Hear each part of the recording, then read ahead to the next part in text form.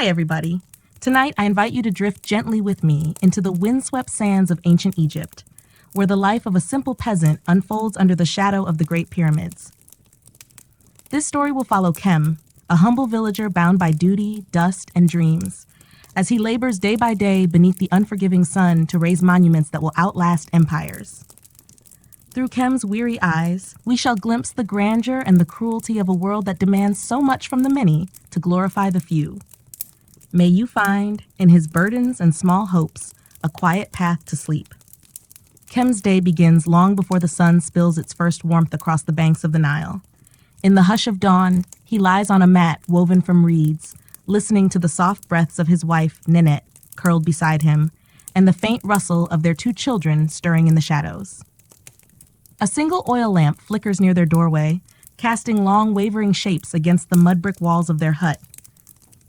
It is not comfort that wakes him, but the summons of the overseer's drum, distant yet insistent, thudding like a heartbeat that does not belong to him. He rises slowly, joints stiff from days spent heaving stones and hacking at stubborn earth. He spares a glance at the sliver of sky visible through a gap in the roof. No stars linger now. The coming sun will soon swallow them whole. With practiced care, he pulls on his simple linen kilt, tied crudely at his waist. The fabric is coarse, but enough to ward off the morning chill that slips in from the river's edge. Ninette stirs, reaching out to touch his arm. Her fingers brush the rough skin, calloused and cracked. She does not speak, for words are precious and must be saved for the children. Instead, she offers him a piece of bread, hard and stale, but nourishing enough to quiet the hollow in his belly. He breaks it in half, pressing a portion back into her hand. A silent pact. If he must endure the day's labors, she must endure the long hours waiting for his safe return. Kem steps out into the early light, the village alive now with the muted groans of other men like him. They gather in clusters, heads bowed, some muttering small prayers to gods who seldom listen. The overseer appears on horseback, a figure clad in finer linen, his eyes sharp beneath a headdress that marks him as both master and sentinel. He shouts the morning orders, voice cutting through the hum of the waking village. Together, Kem and the other peasants begin their march toward the rising pyramids, their feet sinking into the cool sands, then kicking up tiny whirlwinds of dust. Each step feels like an unspoken surrender to the day's cruelty. He tries to steady his mind with the rhythm of his feet, counting them in silence. 1, 2, 3. Anything to numb the dread of the tasks ahead. By the time the sun lifts fully over the horizon, Kem stands at the base of the colossal structure that has consumed so many lives before his own.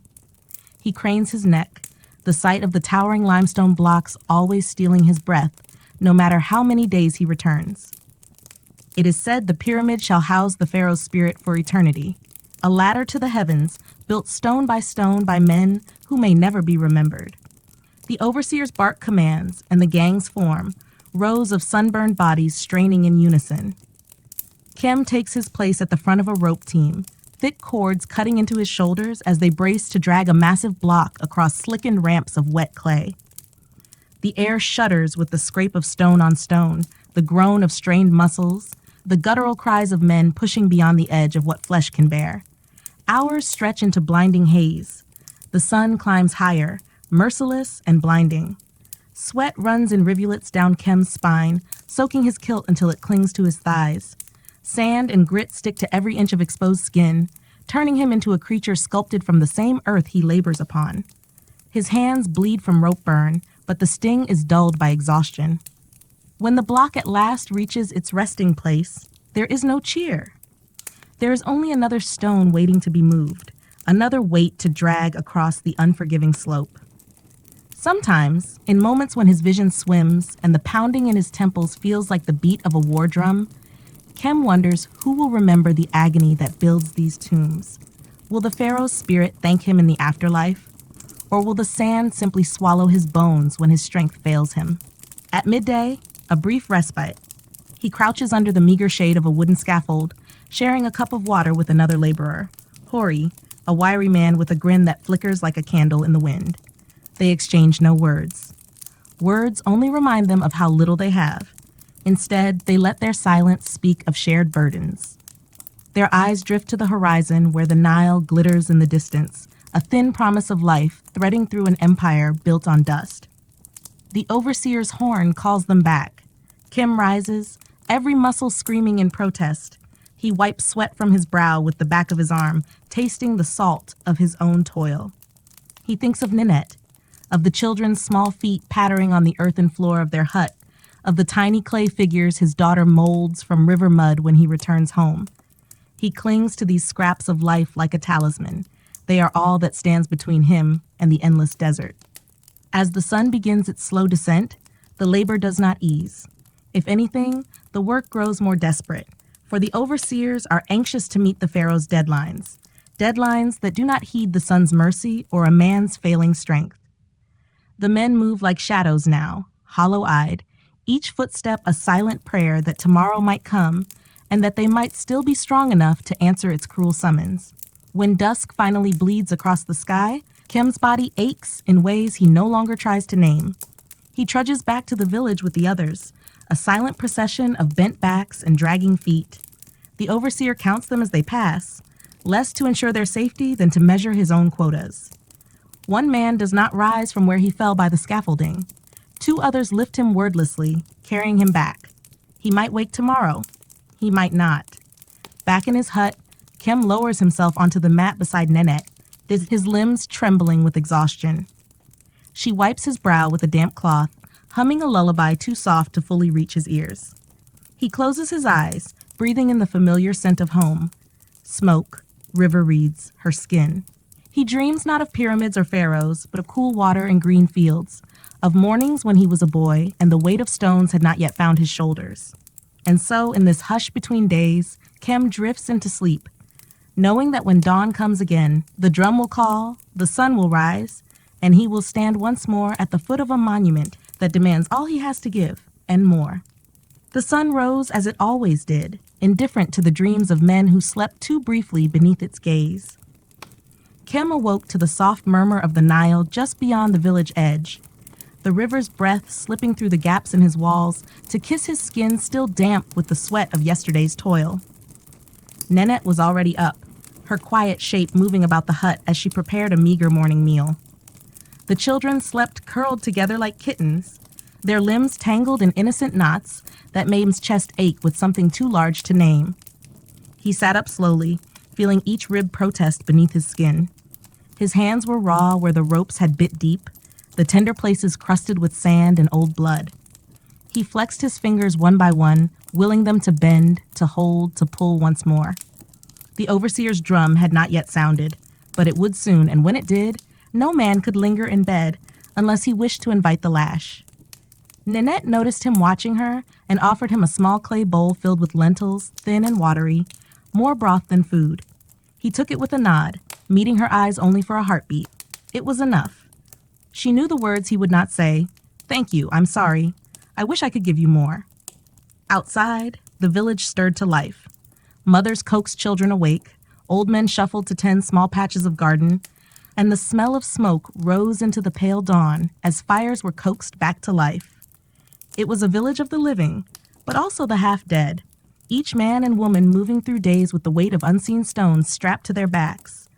When the drum finally called, it sounded distant, yet final, like thunder far down the river. Kim stood, setting the empty bowl aside, and touched the tops of his children's heads in farewell. He did not wake them fully. Better they dream a little longer before the sun chased their shadows into the heat. Outside, the laborers gathered in rough lines, eyes low, lips dry. Some exchanged murmured greetings, but most saved their breath. Beside Kim, Hori stood scratching at the back of his neck, his grin gone for now. They fell into step together when the overseer's horse approached, hooves kicking up dust that clung to their ankles and calves. The walk to the pyramid was the same as always, long, hot, endless. But today, something new waited for them at the site. A fresh line of boats moored at the edge of the river, laden with limestone blocks newly quarried from Tura across the water. The stones were white under the climbing sun, brighter than bone, blinding to look at directly. It would be these new stones that the gangs would drag up the ramps today, each block a promise of pain yet unpaid.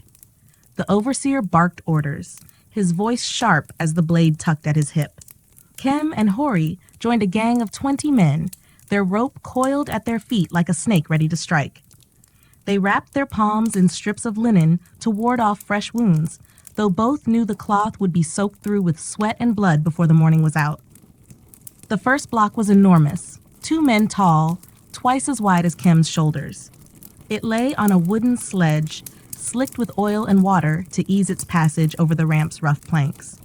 With a grunt, the men bent their bodies forward, feet digging grooves into the mud as they strained to drag the weight inch by inch.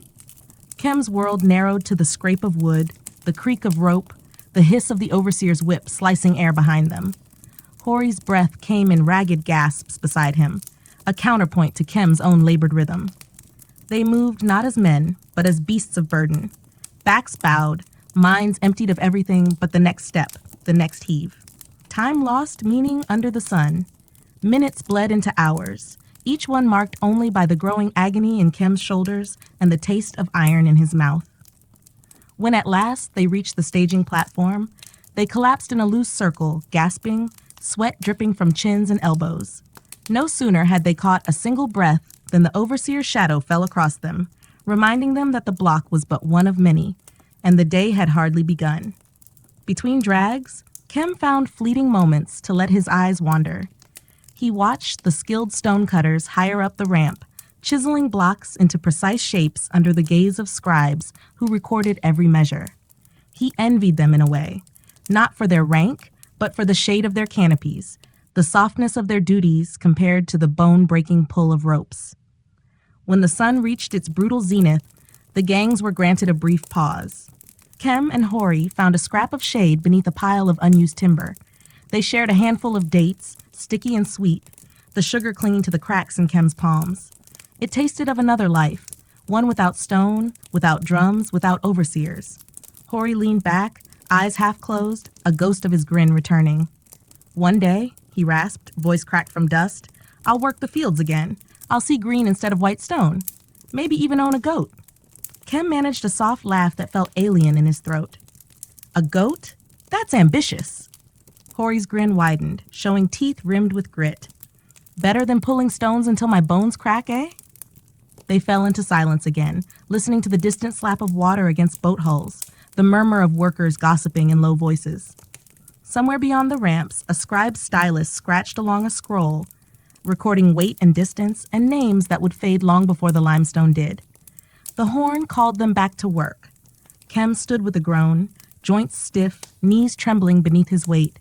He pressed a hand to Hori's shoulder, feeling the same tremor there, a quiet promise that they would stand together as long as they could stand at all. Back at the rope, the second block waited, larger than the first. The sun dipped westward, but its fury did not ease. Kem took his place at the front, feet braced, fingers curling tight around the frayed rope. His mind emptied itself of thought, leaving only the raw animal instinct to pull, to survive, to return home when the shadows swallowed the day. And so they pulled, step by agonizing step, each stone another heartbeat in the endless life of a peasant bound to the pyramid's rise. And all the while, beneath the strain and sweat, Kem dreamed, not of gold or afterlife or Pharaoh's immortal, but of a small garden by the river, a clay cup of water cool on his tongue, and the soft hush of his children's laughter in the dark. As the sun dipped lower, casting long golden spears across the desert plain, Kem felt each step grow heavier than the last. The third block was waiting even before they had laid the second one in place, a hulking shape that seemed to mock them with its stillness. Around him, the other men shifted their weight from foot to foot, shoulders hunched, hands raw and trembling, yet no one dared to speak the wariness aloud. The overseer's voice cut through the hush like a whip. He named the gangs, pointed at the block, and the men moved without protest, without thought. Kem found Hori at his side once more, the two men exchanging a brief glance, the smallest flicker of resolve passing between them. They stepped forward, wrapping their palms in fresh strips of linen that would last perhaps half the drag, no more. Night seemed so distant, yet already promised a cold embrace. Kem clung to that promise, for only in sleep could he escape the bite of the rope and the endless white stone. He braced his feet in the sand at the front of the line, the rope slung across his shoulder, its coarse fibers pressing into the raw grooves left by the blocks before. "Ready," the overseer barked, and 20 men bent low, the muscles in their legs coiled like springs. "Pull!" The word was the crack of thunder over their bowed heads. They heaved as one, bodies straining, cords creaking under the immense weight. The sledge lurched forward a single thumb's breadth, then halted again. Sand clung to sweat-slicked skin, turning each man into a statue half born from the desert. They pulled again and again. Time lost its shape. The pyramid above loomed larger with each heartbeat, its edges catching the last orange blaze of the dying sun. Kem's vision blurred with grit and tears he did not bother to wipe away. One step, one more. He told his legs to obey as though they were stubborn oxen refusing the yoke. Somewhere behind him, a man stumbled, the rope slackening for an instant before jerking taut once more. Kem felt the shock ripple down the line like lightning through his spine. He tasted blood where he'd bitten his tongue to stifle a cry. Still, he did not let go. None of them could. By the time the block reached its mark, dusk had deepened into a purple twilight. Torches flared to life, their flames flickering in the dry wind. The workers sank to their knees around the stone, chests heaving, breath misting faintly in the cooling air. Some muttered prayers to Anubis or Thoth, asking for strength, for mercy, for another dawn. Kem sank beside Hori, head resting against the rough edge of the block they had dragged from the river's belly. He could feel its coldness seeping into his sweat-burned skin. A strange comfort, a reminder that not all things here burned with the sun's cruelty. Hori laughed, a short, cracked sound that startled a few nearby. 3 stones today, Kem. Think Pharaoh will carve our names into the pyramid for this? Kem let out a dry sound that might have been a laugh of his own, but his throat was too raw for mirth. If he does, I hope he spells them right. They sat there a while longer, watching the torchlight dance over the faces of other workers. Some had collapsed entirely, sprawled in the dust like discarded tools. Others shared a drink of water passed from a single battered clay jar. There was little enough for all, just a mouthful to wet cracked lips, to fool the body into thinking it might yet endure another day. The overseer paced nearby, his silhouette tall and lean against the restless flame. He counted the blocks, the men, the time left before darkness swallowed the site whole. The pyramid must rise, and so must the men who built it, no matter how many fell along the way. When the signal to return at last came, Kem pushed himself upright on shaking legs. Hori followed, leaning heavily on his shoulder for a moment before finding his own feet. Together, they joined the slow line of men trailing back toward the village. Their shadows stretched long behind them, wavering like ghosts across the sands. The night air was a balm, cool against sunburned skin.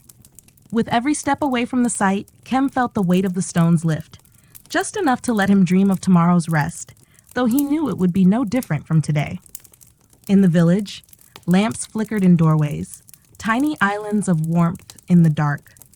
Women waited with bowls of porridge, with small pieces of dried fish or lentils, whatever could be spared from their careful stores.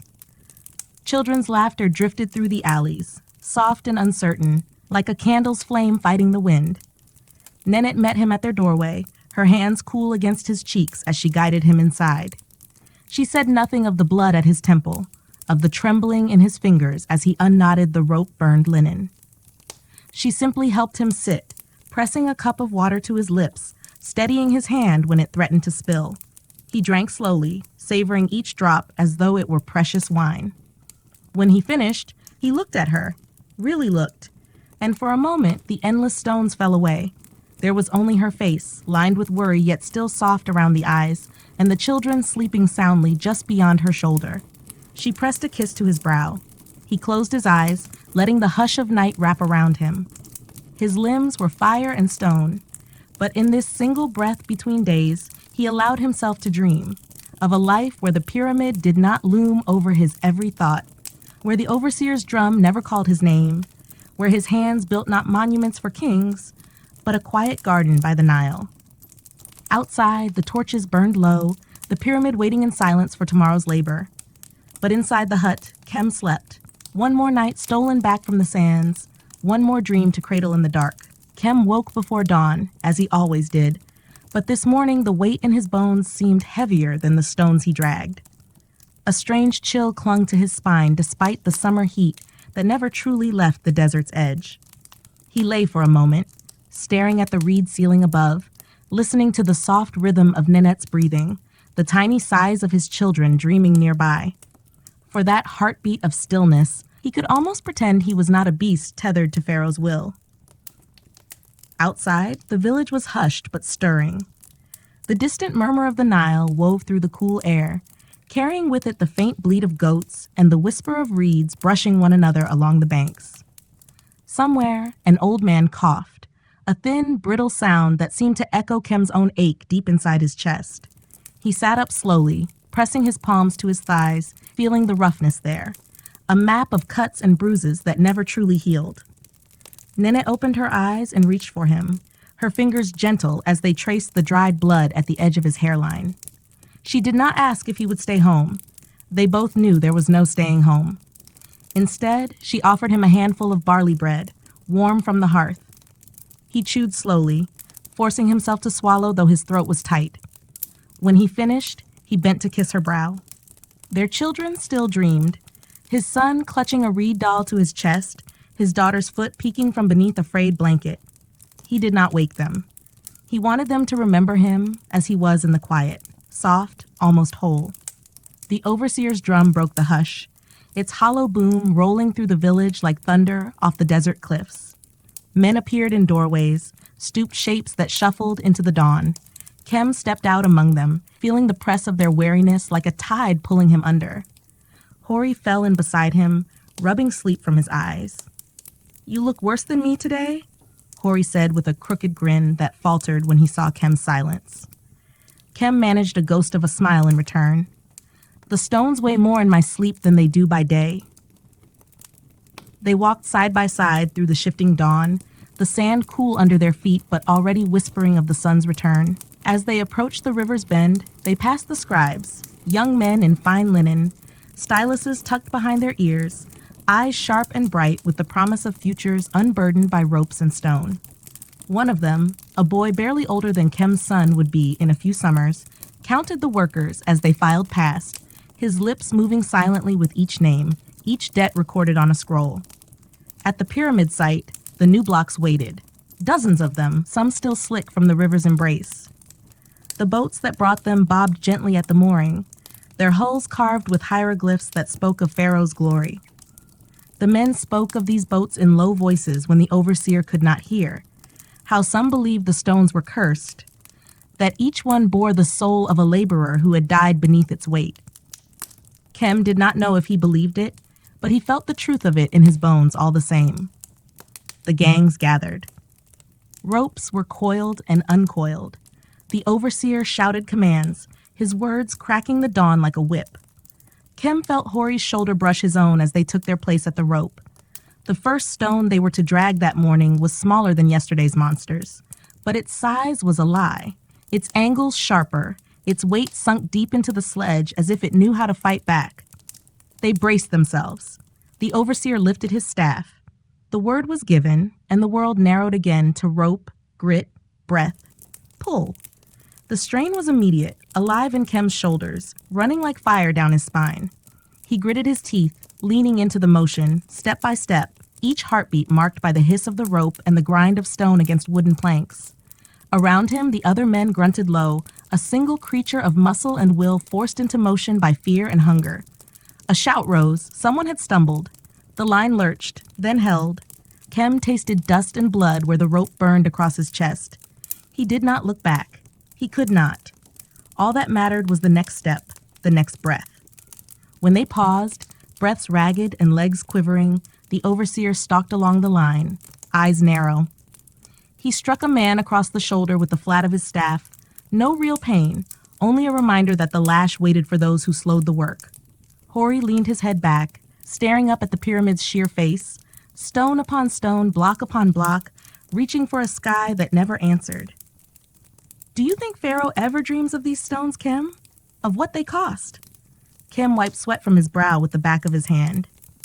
"Pharaoh dreams of the gods. We dream of bread." Hori laughed, a dry, rasping thing. "Maybe it's the same dream." They dragged another stone before the sun climbed to its fiercest height. The air shimmered on the ramp, the ground beneath their feet growing hot enough to burn through the thin soles of their sandals. Somewhere above, the stonecutters chipped at the blocks that had already been raised high. Fine work with copper chisels, a craft that did not break the body in the same way. Kem watched them sometimes when his breath caught in his throat. He envied their shade, their careful hammer blows. But when he imagined his own hands holding a chisel, he could not picture it. His fingers knew rope, knew the pull of raw earth, knew how to bind and knot and drag, but not how to shape a thing so fine it might outlive a king. When the break came, it was a mercy wrapped in cruelty. They slumped in the shadow of the ramp's base, sharing what water they could, wetting their cracked lips and wiping the grit from their eyes. Hori passed Kem a fig, half rotten but sweet. He ate it slowly, savoring the burst of flavor on his tongue. The overseer's shadow fell across them once more. No words, just a pointed look toward the next stone waiting in the sun. The rest was over before it had truly begun. Kem rose. His legs trembled. He thought of his children, of Nenet's hands at his brow, of the Nile's hush against the reeds. He tightened the rope across his shoulders, took the strain in his palms, and pulled. Another stone. Another heartbeat. Another step toward a monument that promised eternity to Pharaoh and only dust to the men who raised it. By the time the sun dipped low enough to soften its harsh gaze, Kem's body had long since given itself over to the motion of pulling, lifting, dragging. He no longer thought of the stones as separate from himself. They were an extension of his spine, his shoulders, his bruised palms. When he strained, they strained. When he bled, they seemed to grow heavier in response, hungry for more of him. The day's final stone sat waiting like a silent judgment near the base of the ramp. It was not the largest they had moved, but its shape was treacherous, uneven edges that bit at the ropes and caught the sun's light in mocking flashes. Kem looked at it with eyes dulled by hours of sweat and sand, yet somewhere beneath the exhaustion, something stubborn flared, a tiny flame that refused to die. Hori nudged his shoulder, his grin nothing but a dry cut across his sunburned face. One more, old goat. One more, then the river's breeze. Kem grunted in reply. Speech felt wasteful here. They bent together with the others, hands wrapping once more around the coarse rope that would pull the block up the final stretch. Behind them, the overseer watched like a hawk, the staff in his hand tapping a restless rhythm against his leg. When the order came, they pulled, backs arched, feet digging into the ramp's rough slope, sandals slipping over sand, turned to dust by countless feet before theirs. The sledge jolted forward an inch, then another. The rope creaked, fibers straining. Somewhere near the end of the line, a man's breath hitched, a cough that turned wet, but the pull did not stop. Kem felt his vision narrow again, tunneling down to the sand before his feet, the rope in his hands, the dull roar in his ears that drowned out the barked orders and the groans of the men beside him. He thought of the Nile, of its dark green ribbon winding through the desert's endless tan. He pictured the sound of frogs at its banks, the hush of reeds parting under his children's bare feet. He clung to that as he pulled, each step another piece of himself given away. By the time the stone reached its resting place, dusk had settled like a blessing over the site. Torches flickered to life, their flames small and fragile in the deepening dark. Kem stood hunched over the rope, chest heaving, sweat chilling fast on his skin. He could feel the ache in his bones like a promise, that tomorrow would come, and with it another stone, and another, until one day the stones would win. But not tonight. Hori slumped down beside him, drawing lines in the dust with a fingertip. Think they'll let us go back to the village before the stars come out? Kem dropped the rope, flexing his raw hands. The stars come no matter what we do. He tilted his head back, searching the darkening sky for the first pinpricks of light. He found one, then another. They reminded him of nights in his youth, lying in the reeds near the riverbank, tracing shapes in the sky with his brother's laughter ringing at his side. His brother, gone now, claimed by a fever that the village healer's herbs could not chase away. Kem wondered if the stones remembered him too. The overseer gave a curt signal, waving them off with a flick of his staff. One by one, the men picked themselves up, gathering what scraps they had. A strip of linen to bind a blister, a half-finished fig tucked behind an ear for later. The path home was worn deep by countless feet, winding away from the pyramid that rose behind them, silent and gleaming in the torchlight. Their village appeared ahead, small fires flickering in courtyards, laughter drifting faint as women called their children inside. Kim's feet dragged through the sand, each step heavier than the last, but lighter than the stones he left behind. At his doorway, Ninit waited, a shadow against the warm glow of the hearth. She saw him approach, her eyes catching the moonlight. She said nothing as she guided him in, hands gentle on his elbow, her touch the only thing in his world that did not demand a piece of him in return. Inside, the air smelled of lentils and charred onion. A small clay bowl waited by the mat, steam curling from its rim. Kim sank down, folding his legs beneath him, and reached for it with shaking hands. He ate slowly, tasting every grain, every wisp of salt. Across the room, his daughter watched him with wide, dark eyes, her reed doll tucked under her chin. She scooted closer on bare feet, curling up at his side. Kim rested a rough hand on her small back, feeling her warmth seep into his cracked skin. He did not speak of stones or overseers or the bite of ropes. He spoke only of the moon tonight, how it would ride high over the pyramid, watching what men built in the name of gods they could not see. When the bowl was empty, Ninit took it away. Kem lowered himself onto the mat, Bones sighing with relief as he stretched beside his daughter. Her breathing slowed to sleep's gentle hush. He felt Ninet's fingers at his brow, brushing back hair stiff with grit and sweat. The drum would come again at dawn. He knew this as surely as he knew his own name. But for now, the night was his, small and fleeting and enough. Outside, the pyramid waited in silence, each stone a heartbeat that would never again belong to the men who laid it. But here, under the low roof of his reed and mud brick hut, Kem's heart beat for something else, something softer, something his overseer could never claim. He closed his eyes and dreamed of green banks, cool water, and the hush of the Nile cradling him home. Before dawn's first breath reached the village, Kem's eyes opened to the hush of night still clinging to the mud brick walls. The air inside the hut was warm from the dying coals of the hearth, but outside he could sense the chill that drifted from the Nile, carrying whispers through the reed roofs and cracked shutters. He lay still for a moment, listening to the soft, steady breathing of his wife and children. The mat beneath him felt less like a bed and more like a reprieve, a small island where for a few hours his body was his own. He moved slowly, careful not to wake the small shape curled against his side. His daughter's tiny hand rested against his chest, her fingers splayed over the rough skin that bore so many scars, each one a story he would never tell her.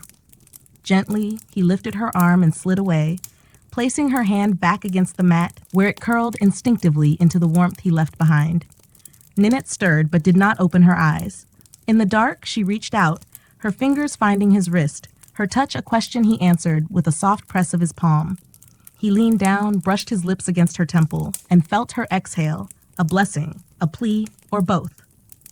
Outside, the village was a collection of shadows. A few lamps flickered in doorways, tended by wives who rose early to stoke small fires, to crush barley for bread, to mend torn linen before the sun rose and burned all softness away.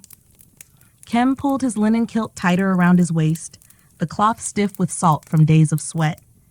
He stepped into the cool hush, his bare feet sinking into sand still damp from the river's breath. He found Hori waiting near the narrow path that led down toward the water's edge. His friend's silhouette was hunched, arms wrapped around his chest for warmth.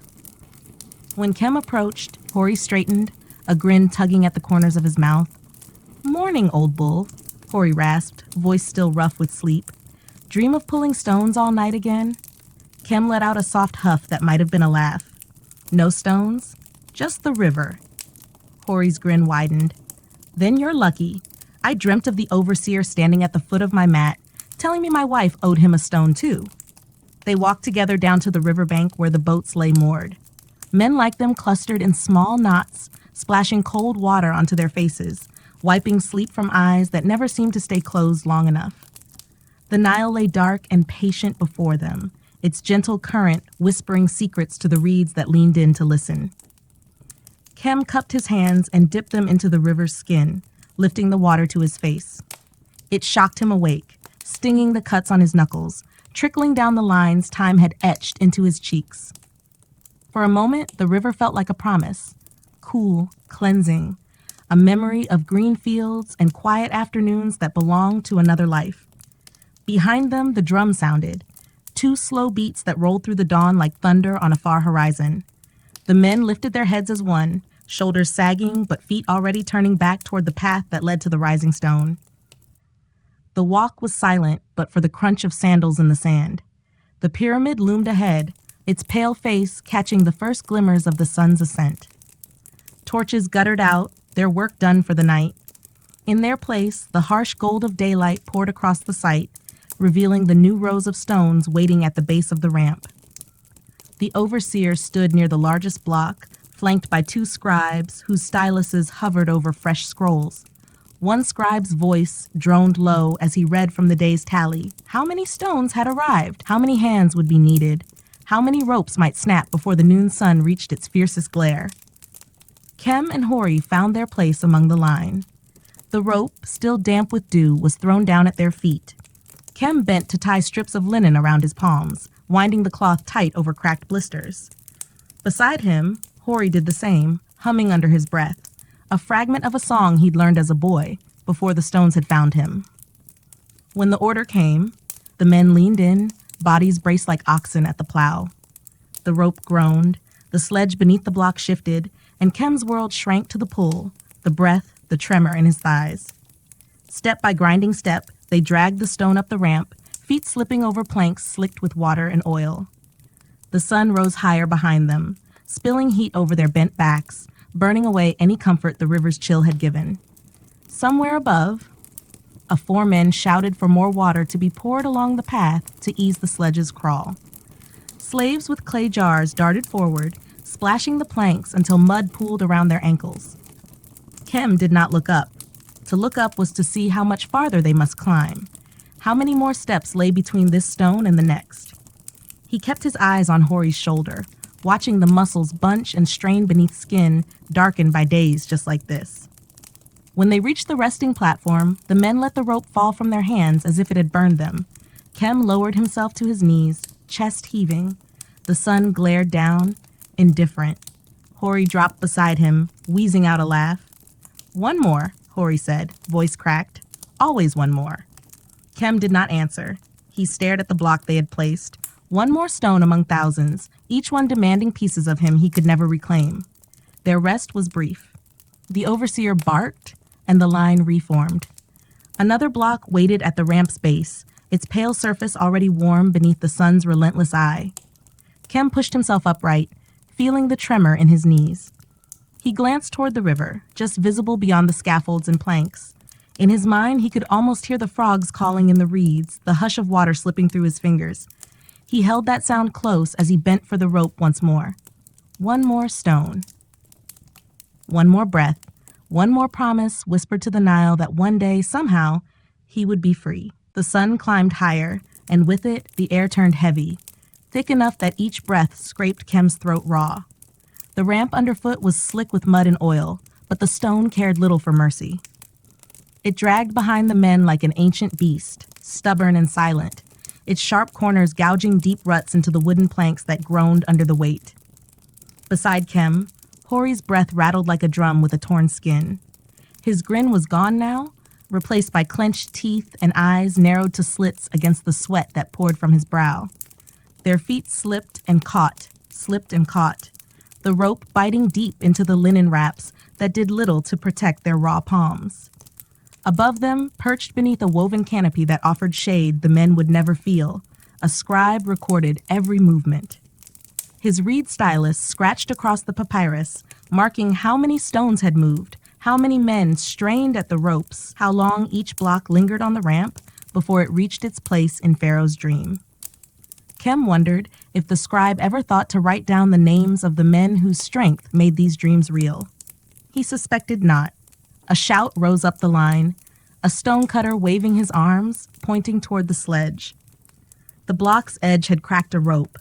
The fibers frayed and snapped with a sound like a reed splitting under a knife. The tension whipped forward through the line, sending a jolt through Kem's spine that nearly knocked him to his knees. The block lurched to the side, sliding askew across the slick boards. A man screamed, cut off as the corner caught his foot, pinning it with a sickening crunch. The overseer was on them in an instant, voice sharp and slicing through the grunts and cries. Hold! Hold it steady, dogs! Replace the rope. You! Move him now! Two men scrambled to drag the injured worker clear, his face pale beneath the dirt, mouth open but voiceless with shock. Kem stared at the man's foot, at the way it twisted wrong beneath the simple leather thong of his sandal. Then he looked away. He had to. A new rope was hauled up, coiled with frantic hands. The overseer's staff cracked against a wooden support post. Once, twice. Impatient thunder that warned there would be no pause long enough for pity. The broken man was carried away, leaving behind a smear of red that soaked into the planks, blending with the dark stains of sweat and oil. Hori wiped his mouth with the back of his hand. His voice was hoarse when he spoke, barely heard over the hiss of men tightening knots. That'll be you or me next, old bull. Kem didn't answer. He set his shoulder to the rope once more. The new fibers bit into his skin, sharp and stiff, still dry enough to burn. The overseer barked. The line heaved. The stone, as stubborn as before, inched forward again. Time lost all shape in the heat. The ramp shimmered where sunlight glanced off wet wood. Flies buzzed at the edges of old wounds, landing on bruised skin, ignored by men who could not spare the strength to swat them away.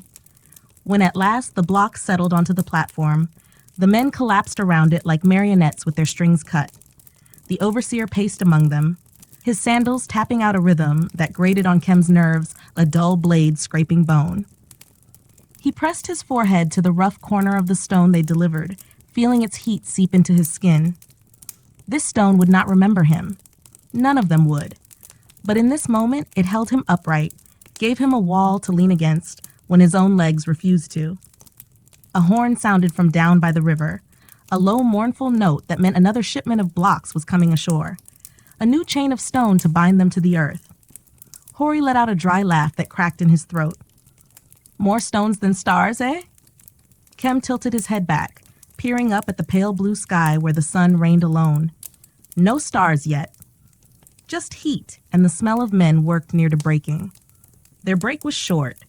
The overseer's shadow fell across Kem's shoulder, and he flinched at the flick of the staff's end against his arm. On your feet, the overseer said, voice flat as dry clay. The river does not wait.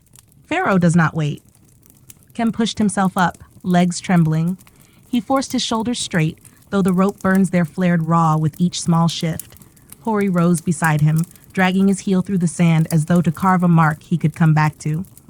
Proof that he'd stood here once, a man among stones. They followed the line back down the ramp, weaving through stacks of yet more blocks, tools scattered where stonecutters would soon shape rough edges into perfect angles. They passed the spot where the injured man had been carried away, the stain now trampled into the planks, another ghost added to the ramp's long memory. By the river, boats bobbed against their moorings, hulls painted with glyphs of the pharaoh's name. Holy words, they said, but to Kem, they looked like teeth. The blocks on the decks gleamed in the sun, white and cold despite the heat, each one a piece of the sky that must be dragged down to earth by the men who would never touch the heavens themselves. Kem waded ankle-deep into the shallows with the others, the Nile's muddy coolness a fleeting balm on cracked heels and blistered toes. Together, they wrestled the first new stone off its deck, water splashing up their legs, soaking linen that would dry stiff and scratchy long before the sun thought to ease its grip. They pulled the block onto the waiting sled, ropes coiled and knotted, the same old ritual that stitched dawn to dusk, man to monument. Kem found his place at the front again, shoulder pressed to Hori's, both men bent beneath a burden that did not care whose bones would bear it next. Somewhere upriver, birds called in the reeds, a sound so soft it almost drowned in the scrape of stone and the grunt of men. Kem listened to that whisper as he braced for the next pull. One more stone, one more piece of himself left in the sand for Pharaoh to claim. And still, the river sang its promise in the distance. Cool water, green banks, a life that might yet wait beyond the shadow of the endless ramp. The Nile's hush lingered behind Kem as he and the others hauled the new block from the water's embrace to the foot of the ramp. The river's fleeting coolness dried on his legs, leaving behind a crust of silt that cracked with every step. The weight behind him seemed to grow heavier, not with the stone alone, but with the silent knowledge that each block waiting on the boats was a promise that tomorrow would mirror today, just as today mirrored every day before. The sledge slid reluctantly over the muddy track, its runners squealing against the planks set into the earth. Kem's arms burned with each tug. His palms, bound tight in linen, felt raw beneath the coarse wrap, the cloth dark with sweat and grit. He did not think of how many more stones lay waiting. He could not. He focused instead on the rough edge of Hori's shoulder brushing his own, on the soft slap of sandals behind him, the rasp of breath that rose and fell in a ragged rhythm that matched his own. When the ramp came into view again, stretching up toward the half-built face of the pyramid, Kem's stomach sank. The incline gleamed where fresh oil and river water slicked the planks. Teams of younger boys with jars darted along its edges, splashing more water, their bare feet black with grime. The older workers watched them with hollow eyes. Boys who would grow into men who pulled the same stones, boys who would forget they ever dreamed of anything else. Halfway up the slope, a cry rose. A slip, a skidding sledge, the thud of a stone striking wood, and the crack of something softer beneath it. The line slowed, men glancing upward to see a gang wrestling their block back into place. Kem saw the overseer's silhouette above, staff raised high, barking orders that cut through the dusk settling over the desert. The horn's mournful call echoed across the sight again, a reminder that Pharaoh's tomb could not wait for human frailty. Hori leaned closer as they paused, bracing their load before the ramp's base. "You ever think we'll see it done?" he asked, voice low enough that only Kem could hear. Kem did not look at him. He kept his eyes fixed on the block's corner, watching the way the torchlight played across its pale surface. "It will be done long after we're dust." Hori gave a dry chuckle that caught in his throat. "At least the pharaoh will sleep well." The overseer's shout brought silence. Men braced again, palms on rope, feet spread wide to keep the mud from stealing their balance. Kem bent forward, the weight settling across his back like a second spine. He counted in his head, 1, 2, 3, then the signal came, and they pulled. The ramp rose beneath them, steeper now, the planks slick underfoot. Sandals slipped, toes dug for purchase. Kem's breath grew ragged, the sound of it lost in the collective grunt of men forcing stone to bend to their will. Halfway up, the sledge caught on a rough patch where the planks had splintered. The line jerked to a stop, rope humming with tension. The overseer stormed down the ramp, sandals slapping wet boards, staff swinging to strike the nearest shoulders. Kem felt the blow before he registered the pain, a sharp smack that rattled down his arm, more insult than true wound. Still, it forced him forward, his feet dragging the sledge free of the snare. Step by step, breath by breath, they crested the ramp's final ledge.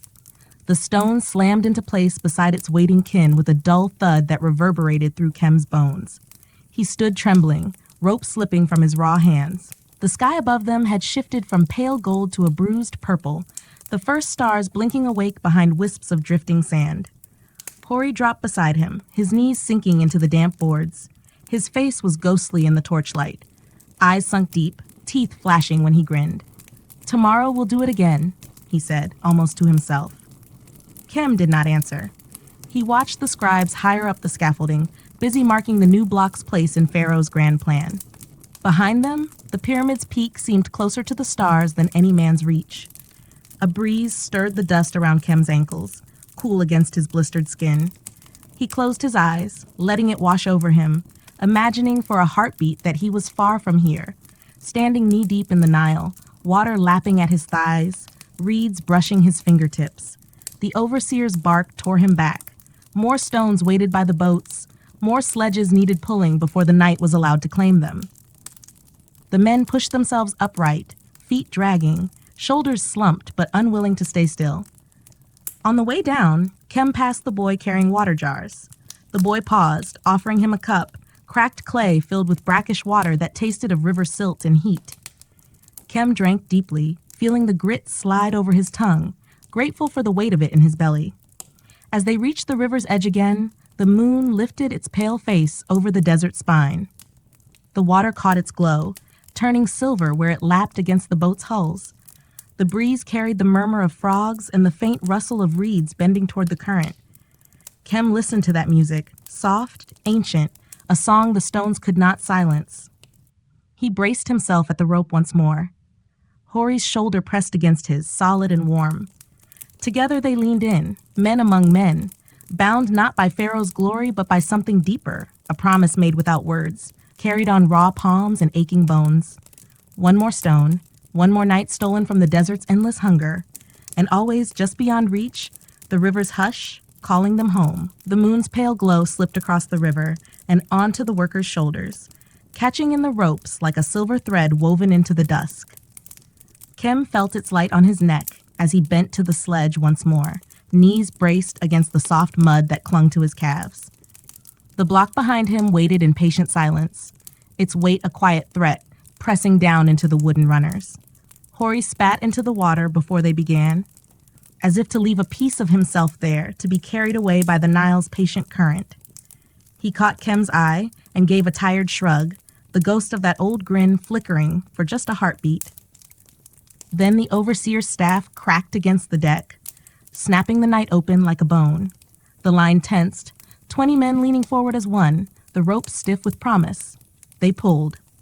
The sledge shuddered across the damp boards of the riverbank, wood scraping against wet planks, the groan of it rising above the hush of frogs calling from the reeds. Sand shifted underfoot, sucking at Kem's heels as he strained forward, his shoulder pressing hard into Hori's. The stone slid free of the river's edge, water streaming from its base, soaking the ramp where the mud and wood met. They dragged it clear, step by grinding step, up onto the hardened path where the ramp waited like an open wound stretching into the moonlit dark. The climb began anew. The air was cooler now, though the breeze brought no true comfort, only the promise of another chill that would seep into Kem's bones when he lay down on his mat later, muscles still trembling with work they could never finish. He focused on the hiss of rope through his hands, the slip of sandals on slick boards, the grunts of men around him, binding them together tighter than any knot. Halfway up the incline, the sledge lurched as it struck a rut. The line wavered. One man near the rear stumbled. The rope jerked sideways. Kem's footing slipped, and for a moment he felt himself tipping, ribs smashing against the rope's rough belly. He tasted blood where his teeth bit down on his tongue. But Hori's elbow found his side, steadying him with a grunt. "Up, old bull," Hori rasped, voice cracked but sharp enough to cut through the rising panic. "The stone won't wait for your prayers." Together, they leaned in, pulling the line tight again, the sledge grinding forward inch by inch. Above them, torches flickered where the ramp ended, tiny flames bending in the restless wind that rose from the desert. Overseers moved through the pools of torchlight like restless shades, staffs tapping wood and flesh alike, hissing commands into the night. They reached the platform at last. The block settled into its place with a dull finality that echoed down Kem's spine. He staggered back from the rope, arms limp at his sides, fingers curled into claws he could barely straighten. Hori slumped to the boards, chest heaving, sweat drying in streaks of white salt along his ribs. No words passed between them. None were needed. They had given the stone what it asked for. The overseer's tally mark would add another scratch to the scrolls, a tiny black line to stand in for all the torn flesh and cracked joints that brought it here. Somewhere beyond the ramp, the first hints of dawn crept into the edge of the sky, a thin gray bruising the purple hush of night. The overseers spoke low among themselves, calculating how many more stones might be laid before the sun chased the last shadows away. Kem's head sagged forward, eyes drifting closed for a heartbeat. In the hush behind his eyelids, he saw the river again. Green banks, tall reeds, his children's laughter echoing through the hush of frogs and rustling papyrus. He let himself stand there, barefoot in the shallows, Nenet's hands lifting water to his lips, cool and clean. A staff's tap on the boards brought him back. He opened his eyes to the ramp, the torchlight, the hush of men too tired to groan. Hori pushed himself upright, wiping grit from his face with the back of his wrist. "One more?" Hori asked, voice thin, knowing the answer before it came. Kem nodded. His mouth tasted of copper and dust, but he forced the words free anyway. "One more." Down the ramp again, feet dragging through the ruts cut by 1,000 sledges before theirs. The last blast blocks of the night waited by the boats, shadows draped over their pale flanks. Boys with water jars darted between sledges, their laughter small and sharp like the bark of jackals in the dark. They were too young to know what the stones would take from them, what they would carry on their backs when they became men. Kem reached the water's edge and sank to a knee, cupping his hands to scoop the river to his cracked lips. The water tasted of silt and life all at once, soft, fleeting, a memory more than a promise. Hori squatted beside him, dropping his hand into the water too, swirling mud and moonlight into a tiny whirlpool that broke apart as quickly as it formed. "When we are gone," he said softly, "the river will still be here." Kem looked at him, the moon reflected in his friend's weary eyes. He wanted to answer, but the overseer's shout cut the hush. The rope dropped at their feet like a commandment carved in stone. Kem rose, wiping his palms against his kilt. Hori did the same. Together they bent to the rope, the block behind them waiting, silent, immovable, inevitable. One more stone, one more dawn waiting to swallow them whole. And always the river, whispering its promise just out of reach, slipping away into the dark. When dawn stretched her pale fingers across the sands, the camp around the base of the Great Pyramid stirred like a restless beast. Hori lay awake long before the first rooster crowed, listening to the sighs and muted coughs of other men beside him. His mat of woven reeds did little to soften the earth beneath his bones, and his shoulders ached from days spent hauling heavy stone.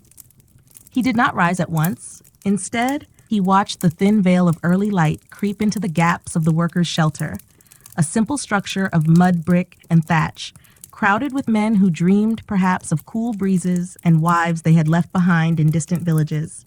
At the far end, the foreman's voice rose like a whip crack, sharp and cold, cutting through the murmurs.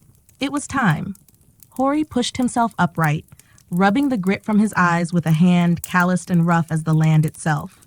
Beside him, his friend Nabi stirred too, their shoulders brushing as they gathered their few belongings, a battered cloth to shield their heads, a rough rope belt, a gourd of stale water.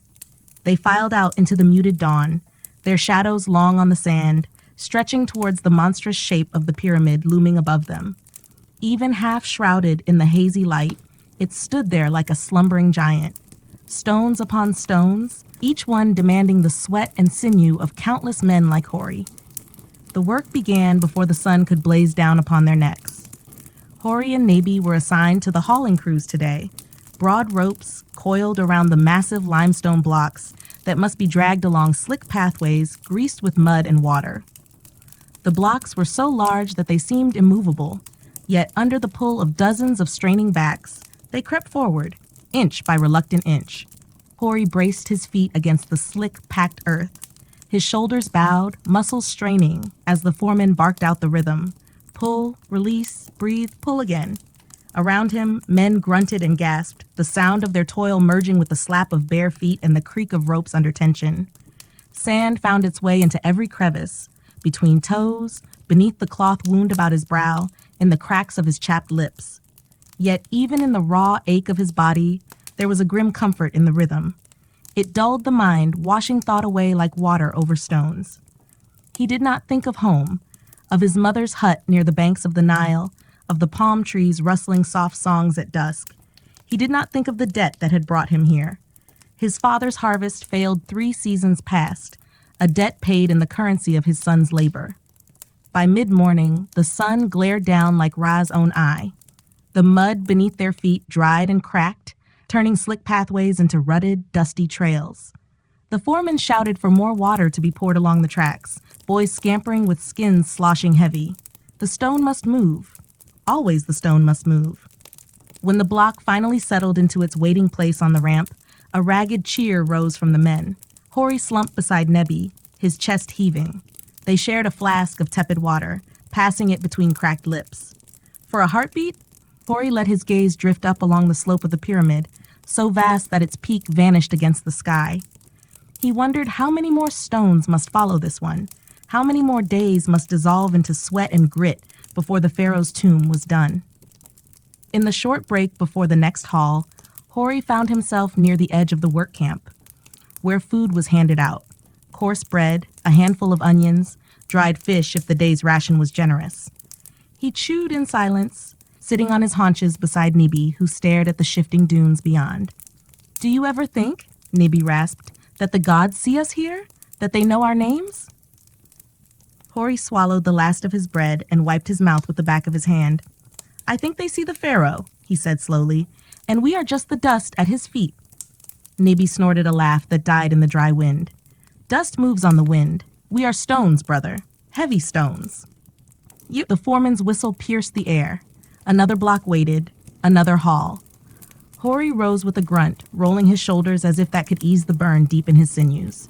Beside him, Nebi did the same, their movements mirrored in quiet understanding. This time the block was smaller, but the path steeper. Up the ramp they went, feet slipping on wet mud, ropes digging cruel furrows into their palms. The foreman bellowed to keep the pace, for time was a currency even more precious than the men's bodies.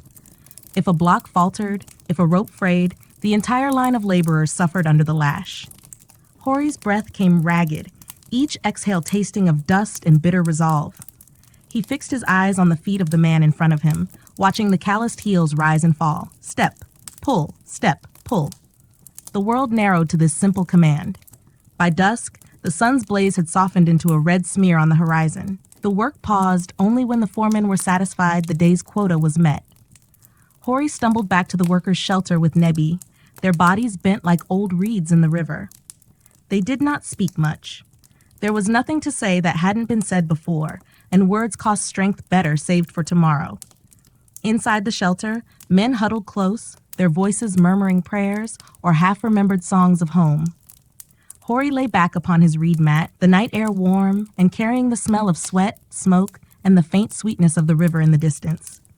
His eyes fluttered shut as the shadows deepened.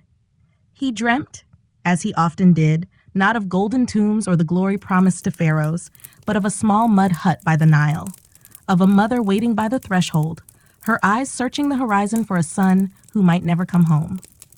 Sleep came and went like a fickle tide, carrying Hori into restless dreams and then casting him back upon the hard shore of waking. When he opened his eyes again, it was still dark, the faint glow of the embers in the common fire, the only sign that night had not fully surrendered to dawn.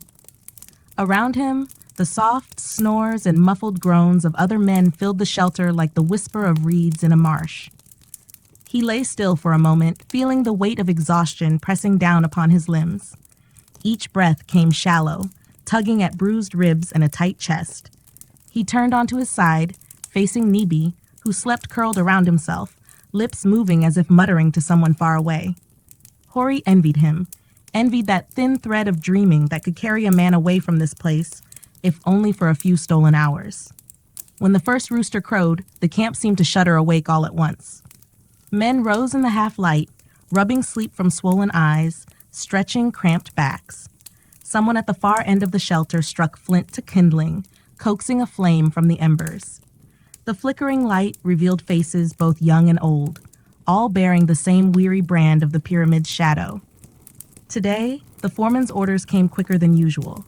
There had been word, passed in murmurs under breath, that a new overseer had arrived from the pharaoh's court. A man of hard eyes and clean linen, sent to ensure the pace of the work did not slacken under the desert sun. Hori had glimpsed him only once, standing at the edge of the ramp, arms folded as he watched the endless line of men like a hawk circling carrion. He chewed the morning's ration of bread and onion with little care for taste, eyes cast towards the Great Pyramid, its rising flanks catching the first shy light of dawn. Each stone glowed faintly pink in the growing sun, a mountain being coaxed from the plain by blood and sweat. As he rose to join the others, Nibi touched his arm, a gentle, wordless gesture. Their eyes met for a heartbeat. In that glance lay a pact. We stand, we pull, we endure. Today's task was to fetch water from the river, a duty both dreaded and coveted. The walk was long, but the Nile's banks offered a brief mercy from the choking dust of the worksite.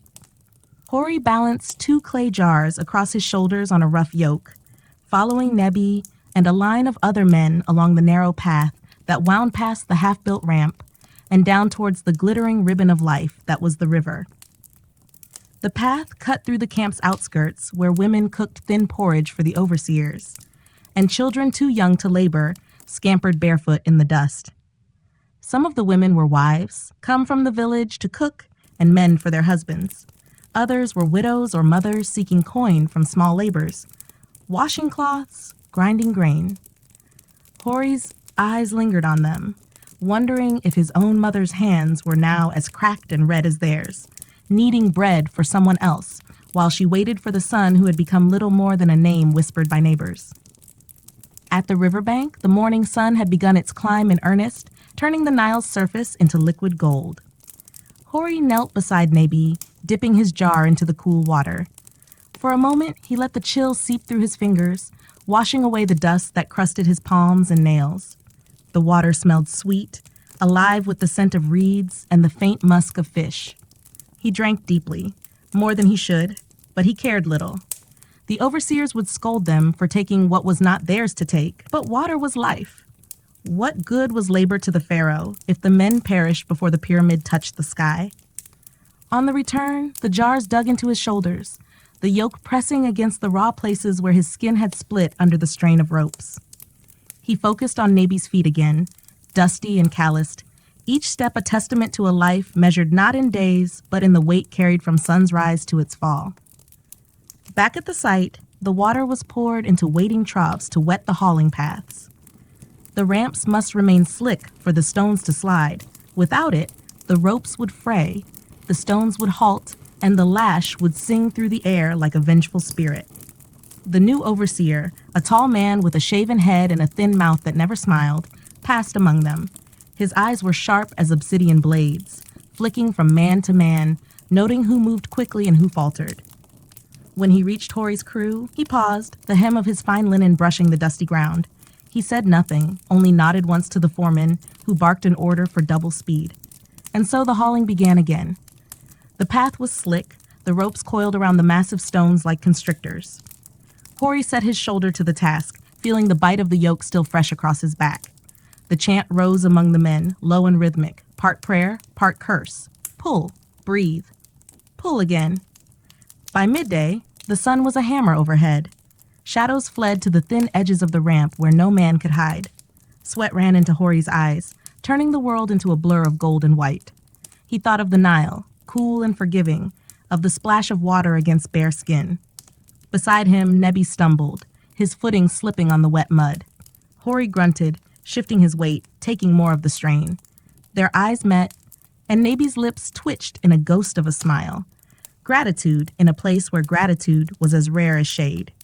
Together, they dragged the block forward, inch by stubborn inch, until it settled onto the next level of the ramp. When the whistle blew to pause, Hori collapsed beside Nebi, the taste of salt and dust thick on his tongue. Above them, the new overseer watched, arms folded, eyes cold. The pyramid rose behind him, a mountain of stone that promised glory for a king, and the forgotten bones of those who built it. Hori closed his eyes against the blaze of the sun, letting his mind drift to a place beyond this endless slope of stone, a place where the wind carried the scent of the river, where mothers waited in doorways, and where a man might wake to the sound of birds rather than the crack of a foreman's voice. But even in dreaming, he knew that tomorrow would come, and with it, the stones would wait. That night, when the moon rose over the silent camp, its pale glow traced the ragged lines of men sprawled upon their reed mats. Hori lay awake, staring at the small patch of sky that peered through the gaps in the thatched roof above him. The stars seemed impossibly far, tiny points of silver flickering like the oil lamps in the overseer's quarters. He wondered if the gods perched among them truly cared for the toil of men below, or if they turned their faces away, content with the prayers carved into stone walls by hands too weary to lift themselves in supplication.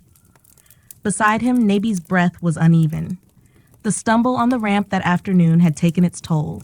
His ankle was swollen, a purple bruise blooming like a cruel flower. Hori had found a rag and dipped it in the drinking water, pressing it to his friend's skin in the hush of dusk. It was a small thing, but small mercies were all they had left to offer each other. Outside the shelter, the night murmured with distant sounds, the lowing of cattle penned near the river, the muted clang of bronze as guards made their rounds. Somewhere, an overseer's dog barked at a shadow it could not see. Hori turned onto his side, watching Nebi's face, half lit by the moon. He thought of the first day they had arrived together, two village boys with rope belts and wide eyes, unaware of the years the pyramid would carve from their flesh. Sleep came in fitful snatches, broken by dreams that pressed him deeper into the cold ground. He dreamt of stones that moved of their own will, rolling over the ramps like boulders in a flood, crushing men beneath them. He dreamt of the Nile rising high, flooding the camp, carrying the pyramid away like a toy of mud and straw. He dreamt of home, sweet, impossible home, and awoke with a dry mouth and a weight in his chest. When the first pale blush of dawn crept across the eastern sky, Hori rose before the foreman's voice could find him. He stepped outside into the chill, the air sharp with desert cold that would soon yield to the sun's cruel heat. He walked to the edge of the camp, where the dunes began their endless dance into the horizon. There he crouched, fingers digging into the cool sand, grounding himself in its rough embrace. Behind him, the camp stirred. The smell of thin porridge drifted on the air, millet boiled with water until it was more soup than meal. He joined the line with the others, nodding to familiar faces, each one as gaunt and sun-browned as his own. When he returned to the shelter, Nebi was awake, propped up on an elbow, wincing as he flexed his foot. "It's not broken," Nebi said, though his voice betrayed the lie. He forced a grin as Hori knelt to set the bowl beside him. "It won't matter to the overseer," Hori replied. He tore a piece of the flatbread and dipped it in the thin gruel, handing it to his friend. Nebi took it with a grateful nod, chewing slowly as if each bite cost him something. When the summons came, it was not from the foreman, but from the new overseer himself. He stood at the shelter's entrance, tall and severe, his linen robe immaculate despite the dust that clung to everyone else like a second skin. "You," he said, pointing at Hori. "And him." Hori felt his stomach tighten. He rose, helping Nebi to stand, though he leaned heavily on Hori's shoulder.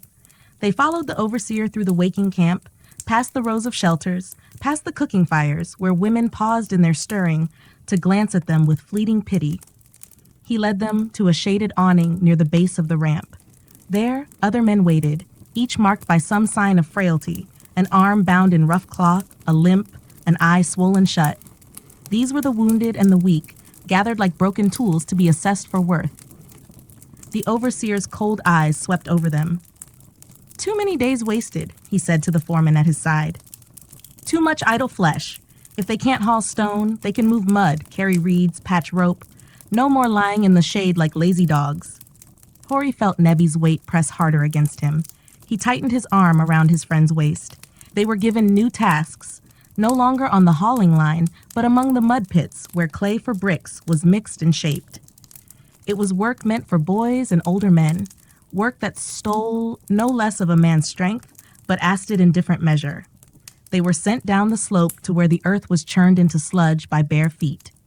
Hori stepped in first, the cold mud sucking at his ankles as he began the steady rhythm of stomping and mixing, stomping and mixing. Beside him, Nebi waded in too, gritting his teeth as the weight shifted painfully on his injured leg.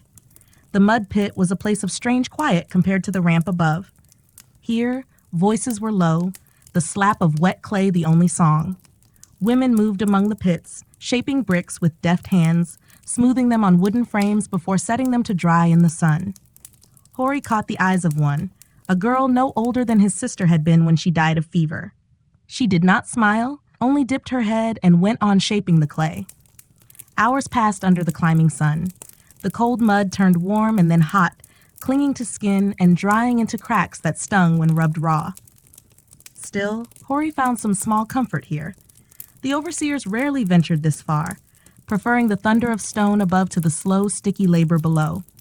At midday, they sat at the edge of the pit, feet crusted in drying clay. Hori handed Nebi the last of his bread, watching the way his friend's shoulders sagged with every breath. "Perhaps this is better," Nebi said after a while, voice hoarse. "Better than hauling stones. Less chance to fall. Less chance to break." Hori did not answer. He only looked up the slope where the pyramid rose against the endless blue, a mountain that would stand long after their bones turned to dust in the sand. He wondered if it would remember their names, carved somewhere in secret by another hand that refused to forget. When the overseer's call rose again, they stood, stepping back into the pit where the earth swallowed their feet, and the sun watched in silence as men and clay became one. The sun dipped low over the desert, washing the sky in streaks of gold and ember as the final bricks of the day were set upon rough wooden racks to dry. The mud pit, now churned into a battlefield of footprints and broken reeds, fell quiet as the workers dragged their tired bodies free from its sucking grasp. Hori climbed out first, the drying clay cracking at his knees, flaking from his calves like old bark. He turned, offering his hand to Nebi, who struggled to lift his injured leg clear of the mire. Together they limped toward the wash troughs, crude channels cut into the sand, filled with water hauled bucket by bucket from the Nile. The water was shallow and murky by day's end, but it was all they had to rinse away the cling of earth. Hori sank his hands into it, rubbing at the crust of clay that clung to his skin until it peeled away in pale ribbons, drifting downstream like silt in the river's current. Nebi lowered himself to his knees, sighing as he splashed his face. "If my mother saw me now," he muttered, half to the wind, "she would chase me into the river with a switch." Hori smiled faintly at the image. Nebi's mother, a stern woman with a tongue sharper than any overseer's whip, her voice carrying over the reeds at dawn, calling her sons in from mischief. For a moment, he let himself imagine it. A day when Nebi might limp through his mother's doorway, foot bruised but heart whole, but the vision slipped through his fingers like the muddy water. The sun slid behind the dunes, and shadows crept back to reclaim the camp. Fires flickered to life along the rows of shelters, smoke curling into the cooling air. Women squatted over clay hearths, stirring thin stews, gossiping in low voices about overseers and the latest grain deliveries from upriver. Somewhere, a boy with a reed flute coaxed a plaintive tune from the dusk, the notes dancing just out of reach. Back at their shelter, Hori helped Nebi lower himself onto their mat. He could see the bruising around his friend's ankle had deepened, a cruel bloom of purple and red that throbbed beneath the skin. There would be no healer for it, only time and the stubborn hope that it would knit itself whole before the overseer noticed he was less than useful. Hori tore a strip from the hem of his linen kilt and dipped it in the water gourd. Gently, he bound Nebi's foot, his rough hands surprisingly tender. Nebi hissed but did not complain. The pain was an old companion now, one that spoke only in winces and sharp breaths.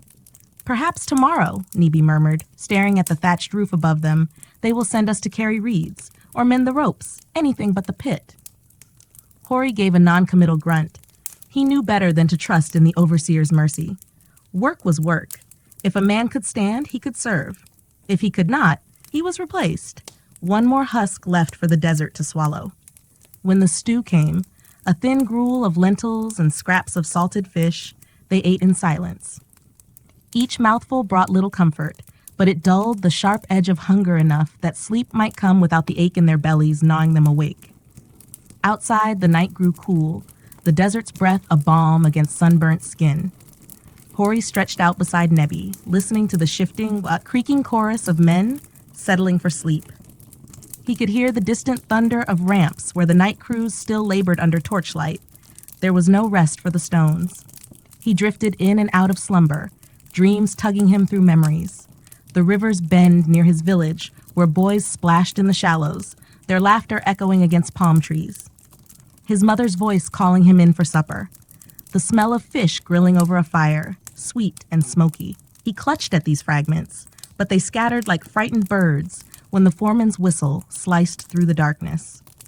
It was not yet dawn, but the moon cast enough light to see shapes moving through the camp, shadows of men roused from half-sleep to answer some urgent summons.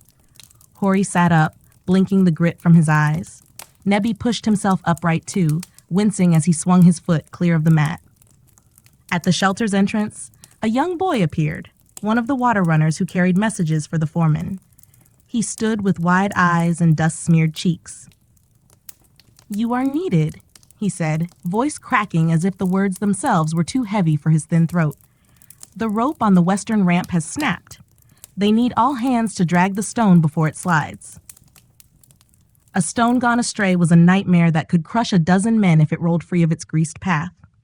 Hori and Nebi exchanged a look. There was no choice. Wounded foot or not, Nebi would go. Hori helped him stand, looping an arm around his waist as they stepped into the moonlit sand.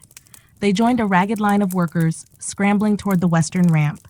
There, in the flickering light of oil lamps, the massive block loomed, half dragged, half stalled, at an angle that threatened disaster. A splintered rope lay coiled beneath it like a dead serpent, frayed ends still trembling from the break. The overseer barked orders, his voice sharp as a whip crack. Fresh ropes were thrown over the stone, thick hemp that smelled of tar and sweat. Hori and Nebi took their place among the line of men who braced themselves against the shifting weight. Behind them, sandbags were piled in haste to wedge the stone in place if the ropes failed again. Hori felt the old dread settle in his belly. One slip, one frayed knot, and they would be crushed beneath a weight that no prayer could lift. He glanced at Nebi, whose jaw was set, teeth clenched against the pain in his ankle. The foreman's signal came. The chant rose. Pull, pull. The ropes went taut, groaning like wounded beasts. Hori dug his feet into the churned sand, muscles screaming as they wrestled the stone back onto its slick path. Around him, men gasped curses and prayers, the night air filled with the heat of their breath. Little by little, the stone obeyed. Inch by stubborn inch, they dragged it clear of the slope's dangerous edge. When it finally settled against the wooden chocks that would hold it until dawn, a ragged cheer broke out, more relief than triumph. Hori staggered back, chest heaving, sweat freezing on his skin. He turned to Nebi, who had fallen to one knee, face pale as ash, but eyes burning with a fierce, defiant light. Together, they had held the stone. Together, they would rise again tomorrow, whether the gods saw them or not. Above, the moon dipped behind a drifting cloud, and the Great Pyramid loomed in silence, indifferent witness to the cost of every stone laid at its feet. When dawn came, it was not with gentle warmth, but with a harsh blaze that poured over the ramparts of the camp, revealing every weary face and every shadow where men still clung to restless sleep. Hori had not returned to the shelter after the night's toil. Instead, he and Nebi had rested on the hard ground near the western ramp, their backs against a pile of rough-cut timber meant to brace the next layer of stone.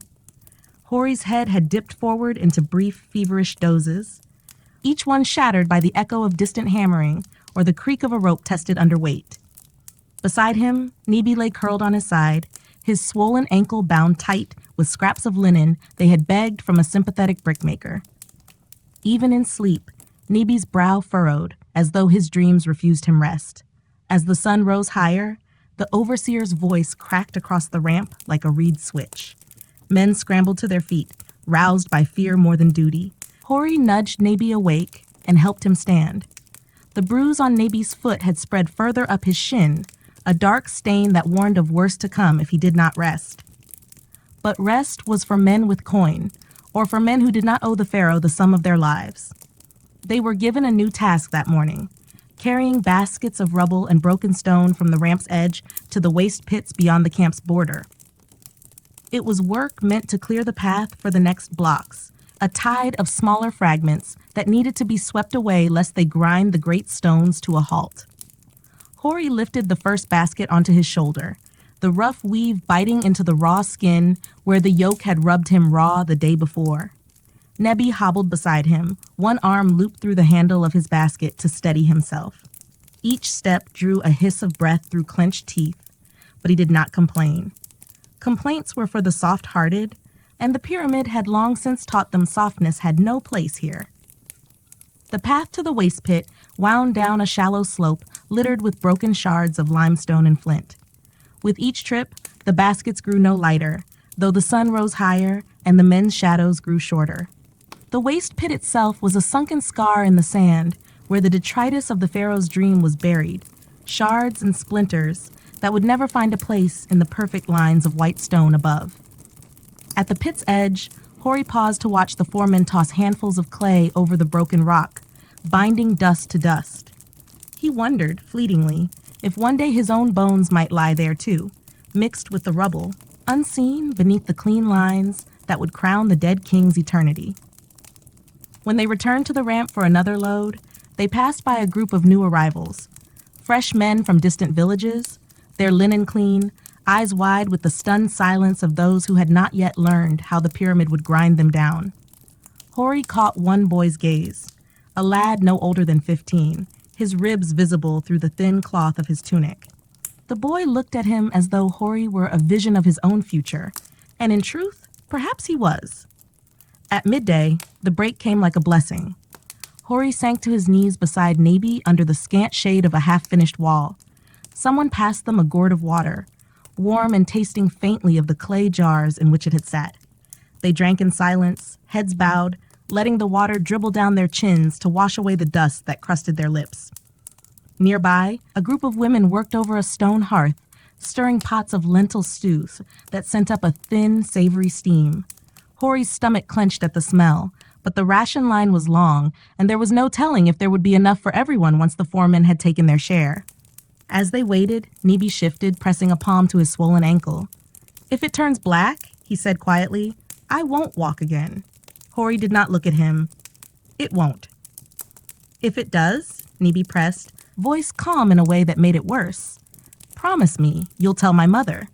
Tell her I worked hard, that I didn't run, that I didn't shame her." Hori stared at the ground between his knees.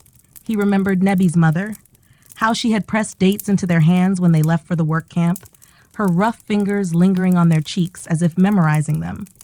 He had no words to promise with, so he only nodded once, sharp and small. The stew reached them at last, a ladle's worth in a chipped clay bowl, more broth than lentil.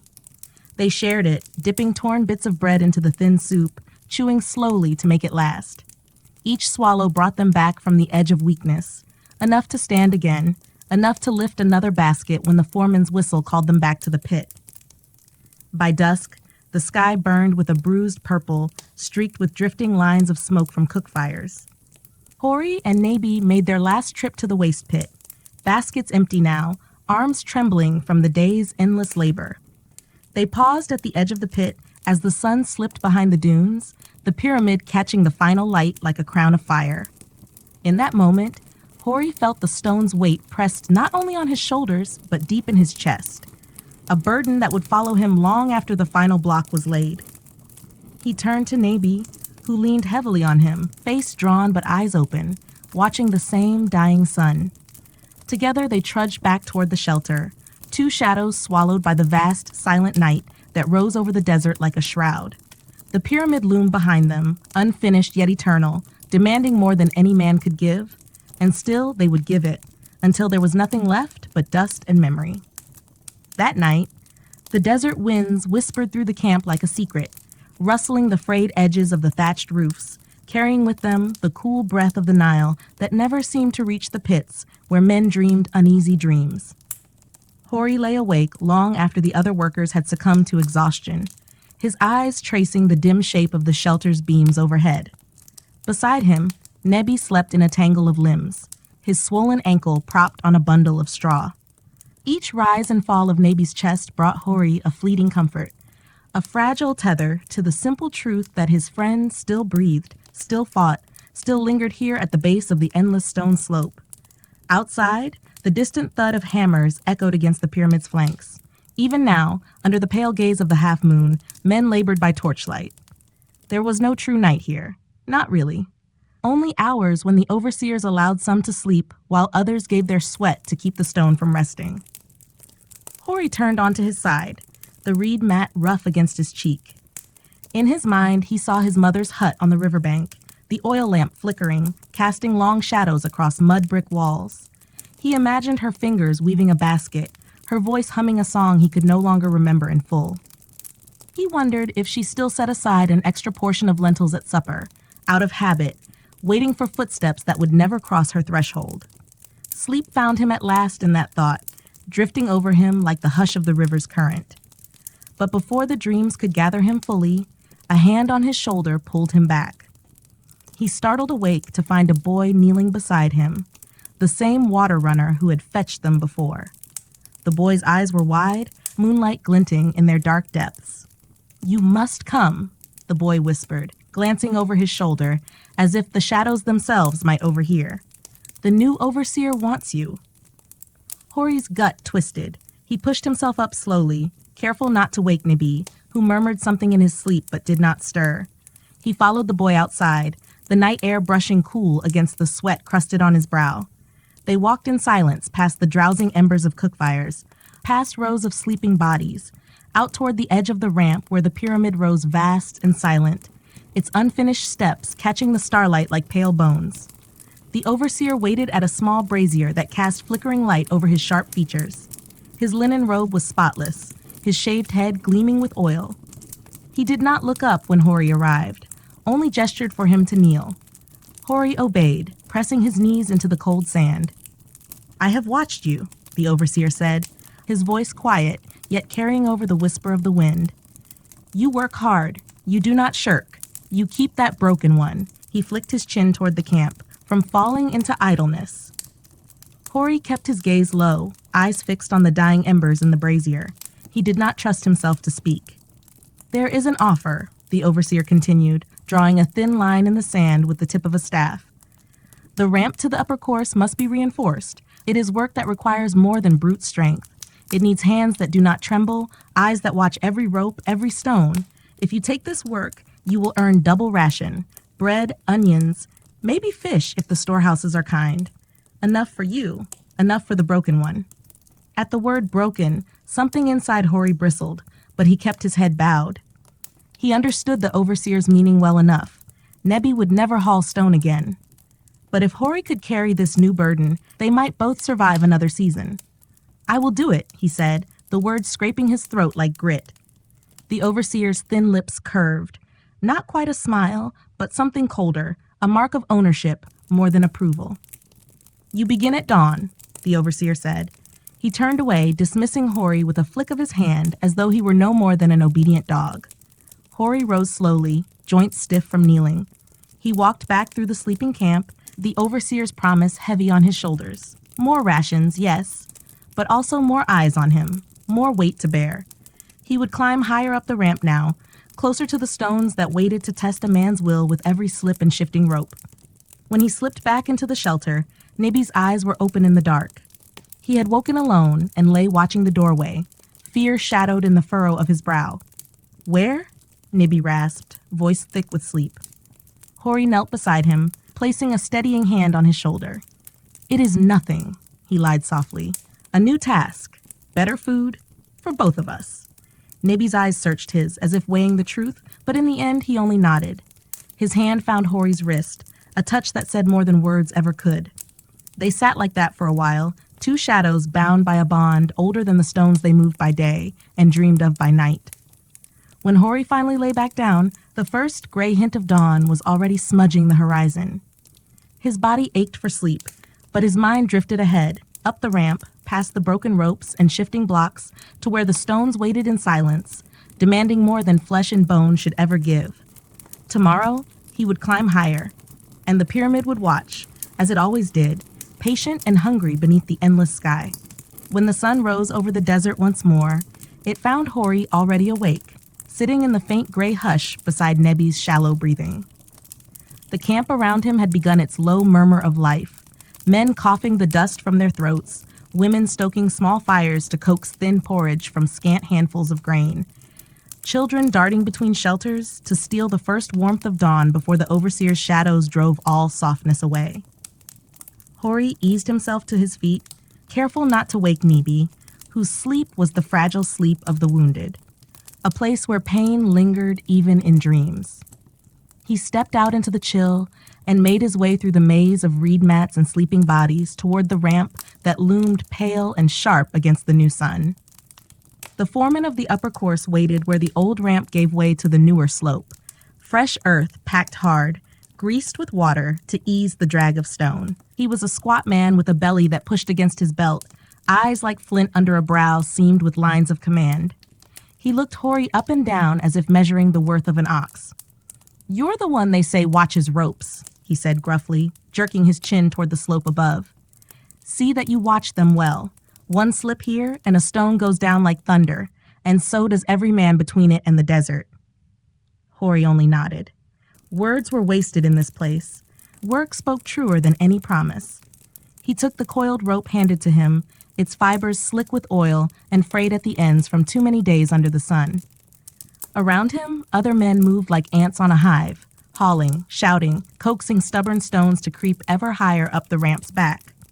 Today, his task was not to pull but to guide, to walk the flanks of the stone, watching where the rope strained, where the path threatened to crumble, where the men's feet lost their grip on the slick mud.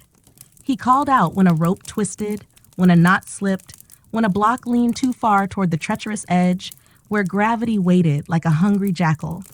Hour after hour, he worked his way up and down the slope, shoulders burning from the sun and the constant bracing against the ropes that bucked and tugged like living things. His throat grew raw from shouting warnings above the din of grunts and creaking timbers. Once, a young hauler stumbled at the front of the line, and Hori lunged for the rope, bracing it against his hip with a force that jolted his teeth. The block shuddered, but did not lurch free.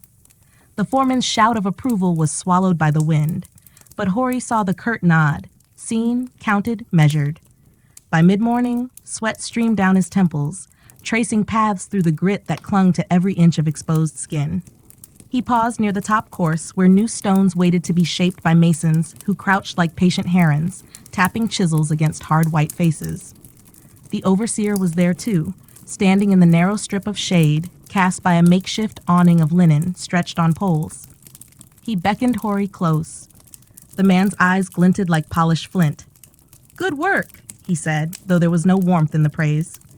"Keep the rope lines clear. The next haul is double weight, a foundation block for the king's burial chamber. If it slides..." He flicked his fingers at the empty air between them, the gesture sharp as a blade drawn afresh. Hori nodded.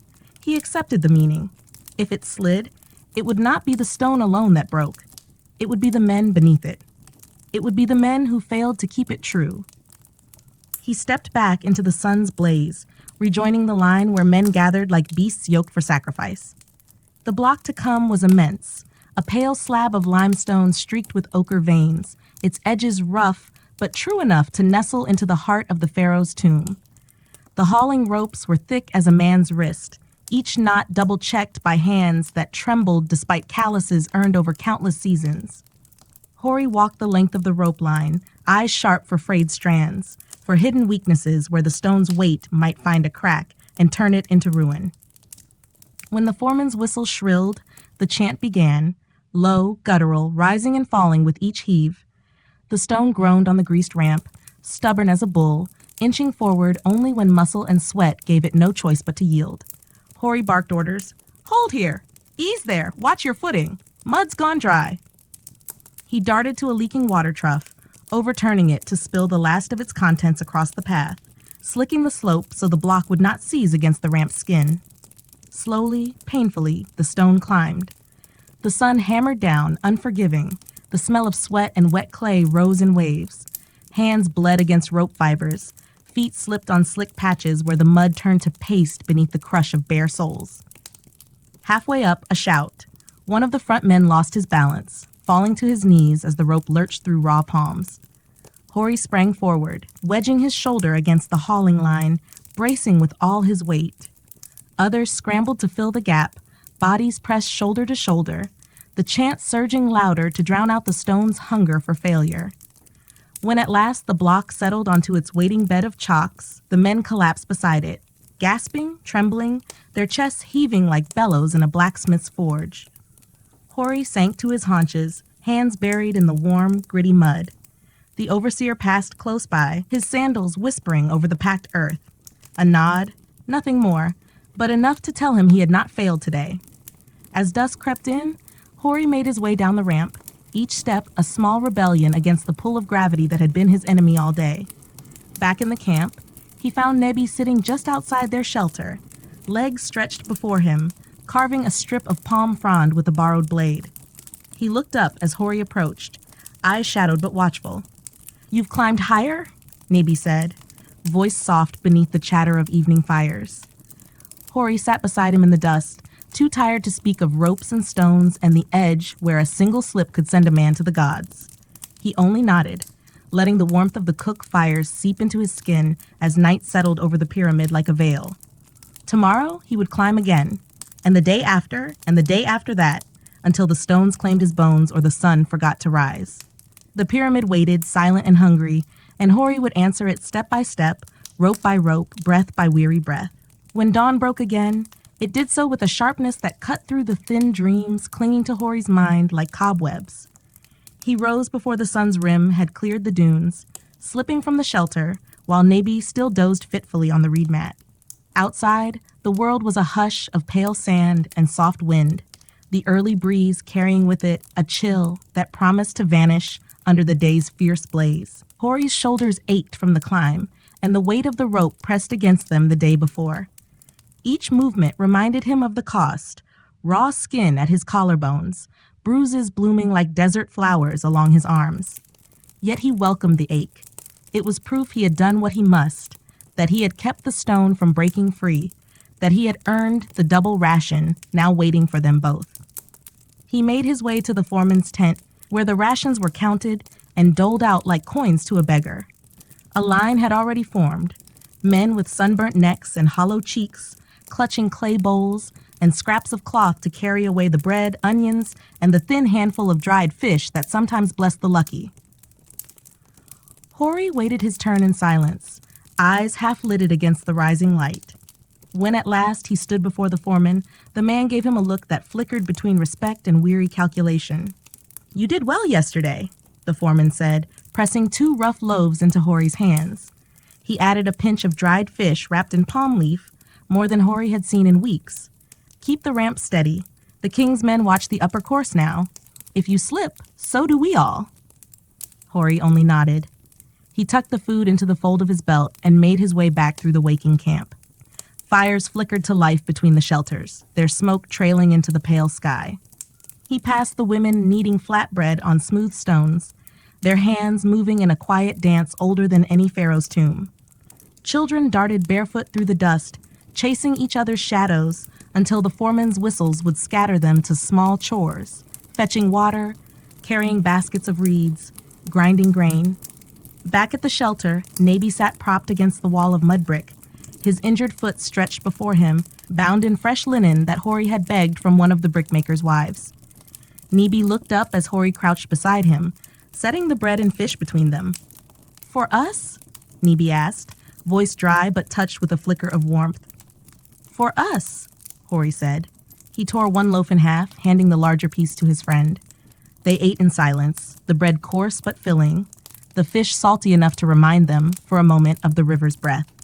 When they were done, Hori dipped a rag into their small water jar and pressed it to Nabi's ankle. The swelling had spread, dark and angry under the linen. Nabi hissed when the cloth touched skin, but he did not pull away. "It should be you resting," Nabi said after a while, eyes flicking to the fresh bruises on Hori's arms. "You climb the ramp now like a foreman's son." Hori gave a soft snort at that. A foreman's son does not carry rope. He carries words and a whip. Nabi managed a dry laugh, quickly swallowed by a grimace as pain flared in his leg. He leaned back, breath coming slow and shallow. "One day," he murmured, voice drifting, "when this is done, you'll walk away from here. You'll find the river, fish again, maybe build your own house, a woman to wait for you, a son who will never touch stone." Hori did not answer. His thoughts drifted up the slope of the pyramid, up the endless ramp, past the rows of stones that grew smaller only when seen from far below. He wondered if there would ever be a day when he would stand at the very top, gaze out over the desert and the Nile, and feel free. Or would he see only the next stone, the next rope, the next burden waiting to swallow him whole? The foreman's whistle broke his thoughts like a snapped reed. It was time. Hori rose, brushing the sand from his knees. Nebi caught his wrist before he could step away, his grip surprisingly strong. "Watch the ropes," Nebi said, his eyes sharp despite the pain. "One slip, and I'll not wait here alone." Hori squeezed his friend's hand once, a promise carried in silence. Then he turned and walked back into the rising sun, the pyramid's flanks catching the new light like a blade being honed. At the ramp, the day's task was already laid bare. A fresh block, broad and flat, waited at the base, its sides marked with red paint where the stonemasons had carved prayers to the gods of weight and balance. The hauling crew stood ready, ropes coiled at their feet, the path before them slicked with water, carried up in clay jars balanced on boys' shoulders. Hori took his place at the edge of the rope line, eyes scanning the knots, the damp mud, the timbers bracing the ramp's sides. He moved among the men, checking where the hemp frayed, where yesterday's strain had bitten deep. He called for fresh rope when he found weakness, his voice hoarse but steady. When all was ready, the foreman barked the signal. The chant began, low and steady, a heartbeat to bind them all. The rope pulled tight, the stone shuddered, then crept forward, inching up the slope like a reluctant beast. Hori walked alongside, one hand on the rope, the other brushing the wooden chocks that lined the ramp's edge. Each step was a negotiation with gravity, each breath a bargain struck with the gods who watched from the endless sky. Halfway up, a knot snagged on a rough plank, jolting the stone sideways. Hori lunged, shouting for the rear line to ease the pull. Men grunted, feet digging into the wet clay, shoulders bowing under the sudden shift. The rope groaned, a sound like thunder muffled in hemp. Hori worked the knot free, fingers raw against the rough fibers. The stone settled back on its path. The chant rose again, and they climbed higher, past the ghosts of yesterday's stones, toward the new summit that would become tomorrow's burden. When they reached the top, the stone found its bed at last, the final shove guided by Mason's careful hands and quick gestures. The men sagged around it, spent but triumphant in a way that needed no cheer, no words. Hori wiped the sweat from his brow, his eyes drifting down the ramp to where the camp lay, small fires like fallen stars, Nebi waiting in the shadow of a reed shelter, the river somewhere beyond, hidden but always there, whispering of a freedom that the stones could never bury. He turned back to the block before him, laying a hand on its warm surface. It was only a stone, and yet, like all the others, it asked for pieces of him, his breath, his blood, his hope, and he gave them freely, because here at the edge of the desert, there was nothing else to give. By the time Hori made his slow descent down the ramp, the sun was leaning toward the western horizon, its red glow casting long shadows that stretched like reaching fingers over the scattered camp. The pyramid behind him seemed almost alive in that dying light, each stone catching fire at the edges, the whole structure gleaming as though it breathed with the toil buried in its bones. His legs trembled with every step. The muscles behind his knees ached, knots of pain coiling through his calves and up his back. Yet he felt the strange, quiet satisfaction that always followed a day when the stone obeyed, when no rope snapped, when no man slipped beneath the crushing weight. Such days were gifts, rare and fragile as a lotus blooming from the mud. At the foot of the ramp, he paused to wash his hands in a shallow trough where muddy water pooled. The liquid stung the raw places between his fingers where the rope had burned him. He watched the dark swirls of sand drift away, tiny whirlpools that vanished in the slow seep of dusk. Near the edge of the trough, a line of boys knelt with clay jars, dipping them in to carry what was left back to the cooking fires. One boy, small and sharp-eyed, paused when he saw Hori, his gaze drifting to the red welts on Hori's palms. "You pull the rope for the pharaoh?" the boy asked, his voice thin but curious. Hori lifted his head, meeting the boy's wide stare. He gave a faint, tired smile that held no bitterness. "The rope pulls me," he said simply, and the boy giggled as he hefted his jar and scampered off, vanishing into the weaving dance of shadows and firelight. When Hori reached the shelter, he found Nebi waiting just inside the entrance, propped up on his elbows like a guard who had dozed off and woken only moments before. A small clay lamp flickered near his feet, its thin flame holding back the dark that pressed in from every side. "You're late," Nebi rasped, his voice cracked with dryness. "Did you bring the whole pyramid down to say goodnight?" Hori sank onto the mat beside him, shoulders dropping as if the ground itself might swallow him whole. He passed Nebi the small cloth bundle he had carried down from the upper ramp, today's share, a half loaf of coarse bread, a pinch of dried figs, and the hard, salted meat that was a rare prize. Nebi's eyes widened at the sight of the figs. Sweetness was a blessing that passed through the camp like a ghost, gone before one could savor it. "Eat," Hori said, pushing the bundle into his friend's lap. Nebi did not argue, though he broke the bread in half and handed the larger piece back. They ate in silence, each mouthful a quiet rebellion against hunger's cold claws. Outside, the camp buzzed with the low hum of exhausted men and the soft gossip of women tending small fires. Somewhere, someone plucked at a stringed lyre, coaxing a gentle, wandering tune that threaded through the night like a story half-remembered. It reminded Hori of festival days in the village, when songs rose above the river and laughter outshone the hum of mosquitoes drifting over the reeds. After they finished the last crumb, Nebi leaned his head back against the wall, eyes half closed but glinting with that stubborn light that never seemed to die, no matter how deep the shadows gathered around them. "Did you see it?" Nebi asked softly, voice drifting. "The top? From up there? Does it look finished?" Hori thought of the vast flat space where the newest stones waited, rows upon rows of pale blocks yet to be shaped by the mason's patient hands. He thought of the slope that still stretched higher, each level a promise that tomorrow would always ask for more. "It never looks finished," Hori said at last. "It just waits." Nebi's laugh was more breath than sound. "Like us, then." Hori did not smile. He reached for the water jar and poured what little remained into a chipped bowl. Nebi drank first, his throat working with effort, then passed it back. Hori let the last mouthful wash over his tongue, thick with the grit that no cloth filter could fully catch. They sat together as the night deepened. Beyond the shelter's doorway, the pyramid's silhouette cut the stars into sharp shards of cold light. The wind had begun its quiet wandering among the dunes, carrying with it the dry scents of distant date palms, the faint tang of the Nile's hidden current. Somewhere, a baby cried in the shadows, a sharp raw sound that cut through the murmurs of men and the hiss of sand against mud walls. It reminded Hori of a time when he was small enough to cry without shame, when the world beyond his mother's arms had not yet hardened into stone and rope. He lay back at last, folding his arms behind his head as Nebi shifted beside him. The bruised ankle pulsed in the dark, a silent metronome to match the beat of Hori's own heart, steady, stubborn, unwilling to yield. "Sleep," Nebi muttered, his words drifting as his eyes fluttered shut. "The ramp will wait for you tomorrow."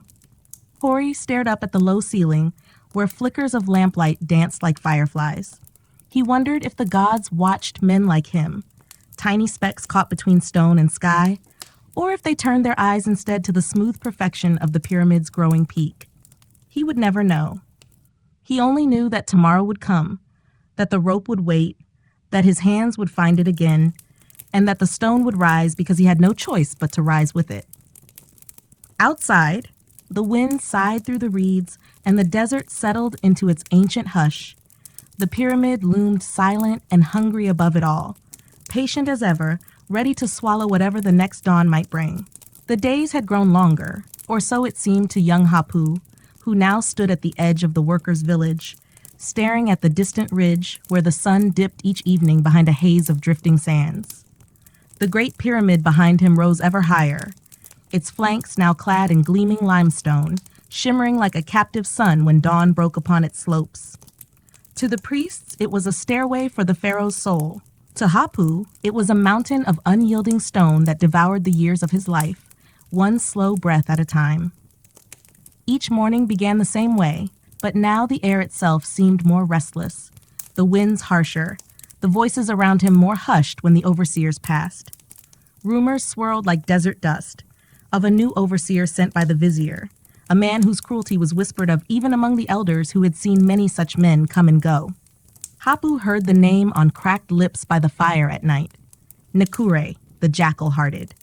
They said he watched the tally of stones like a vulture circling dying cattle, waiting for weakness, for excuses to squeeze yet more sweat and blood from the peasant ranks. On this morning, Hapu's hands trembled as he lifted the copper chisel given to him by his cousin Iaret. He had hidden it carefully, for a tool of such quality might be claimed by any higher worker at a word. The edge still gleamed, but his own spirit felt dulled, blunted by the endless lifting, hauling, cutting, the same motions beneath a pitiless sun that knew no mercy. Around him, other men and women labored with eyes downcast. The old songs they once hummed to keep rhythm as they dragged the sleds had faded. In their place rose only the creak of ropes, the grind of stone on stone, and the bark of Nekure's new guards. At mid-morning, Hapu caught sight of Iaret again. She was bent over a line of clay jars, filling them with water from the brackish channel the workers had dug to catch seepage from the Nile's hidden fingers. She saw him and gave him a flicker of a smile, a ghost of warmth that reminded him why he had not yet let despair settle entirely upon his shoulders. Iarit was quick with her laughter once, and her voice, when she sang old hymns to Isis, had carried over the courtyard, lifting the hearts of those who labored beside her. Now she spoke softly, moved carefully, as if each day she expected her jar to break or her name to be called by Nakura's sneering lips. "Hapu," she whispered when he paused beside her under the thin shade of a reed awning. Her hands were cracked, the skin at her knuckles split by the rough rope handles of the jars. Still, she reached for him, brushing dust from his shoulder as a mother might brush chaff from a child's hair. "Do you hear? They say there will be new rations from the temple storehouses. More barley, dried fish." He looked at her, searching her eyes for truth, but found only the weariness he knew so well. "New rations or new lies?" he asked, voice low so the guards could not hear. "Hope, Hapu? Let us hold a little hope," she said, her smile faltering. A drop of water fell from the jar at her hip and darkened the sand at her feet. "If not for us, then for the little ones." He nodded and pressed his forehead to hers for the briefest heartbeat before the whip-crack voice of Nakura's second barked their names. They parted like shadows torn apart by the dawn, returning each to their labor, each carrying a private ember of something that still glowed in the cavern of their chests. By late afternoon, the new overseer himself came striding through the quarry yard, his robe fine linen, a leopard skin slung over one shoulder to mark his closeness to the priestly caste. His eyes, ringed with kohl, seemed to catch every movement. When he stopped before a line of workers, the line froze. Even the donkeys brayed softly, uneasy under his cold gaze. Hapu stood 2 paces from the line, a stone block at his feet. He kept his eyes on the ground, yet he felt Nakura's presence like a scorpion poised to strike. Beside him, an old man, Seth, coughed and leaned too heavily on his pick. The overseer's shadow fell over the elder, and for a moment all the air seemed to vanish. "You," Nakuri said, his voice low and smooth as polished basalt, "why do you lean while the sun is still high?" Seth raised his head, his eyes roomy but proud. "Master, my back, these old bones." Before he could finish, Nakuri snapped his fingers. A guard stepped forward, the wooden rod in his hand already lifted. The blow fell sharp across Seth's shoulders, then another. The old man gasped, but did not cry out. Hapu's knuckles whitened around his chisel. He wanted to shout, to step forward, but fear weighed down his tongue, heavier than any stone he had ever dragged. When the punishment ended, Nakure turned his gaze on Hapu. Their eyes met for a single heartbeat, a moment that stretched thin and taut like a rope about to fray. Hapu felt his chest pound, his mouth dry as the distant dunes. "Work well," Nakure said at last, his smile thin, serpent-like, "or your bones will ache sooner than his." When the overseer moved on, taking his shadows with him, Hapu exhaled. He knelt beside Seth, who now sat in the dust, breathing shallowly. He offered him a scrap of linen torn from his own sash, pressing it gently to the welts rising on the old man's back. "Better to die in the field than under his hand," Seth rasped, his breath carrying the smell of dust and old age. "Better to run." "Run where?" Hapu whispered. He glanced over his shoulder at the pyramid that rose like a god's promise and a mortal's prison. "There is nowhere."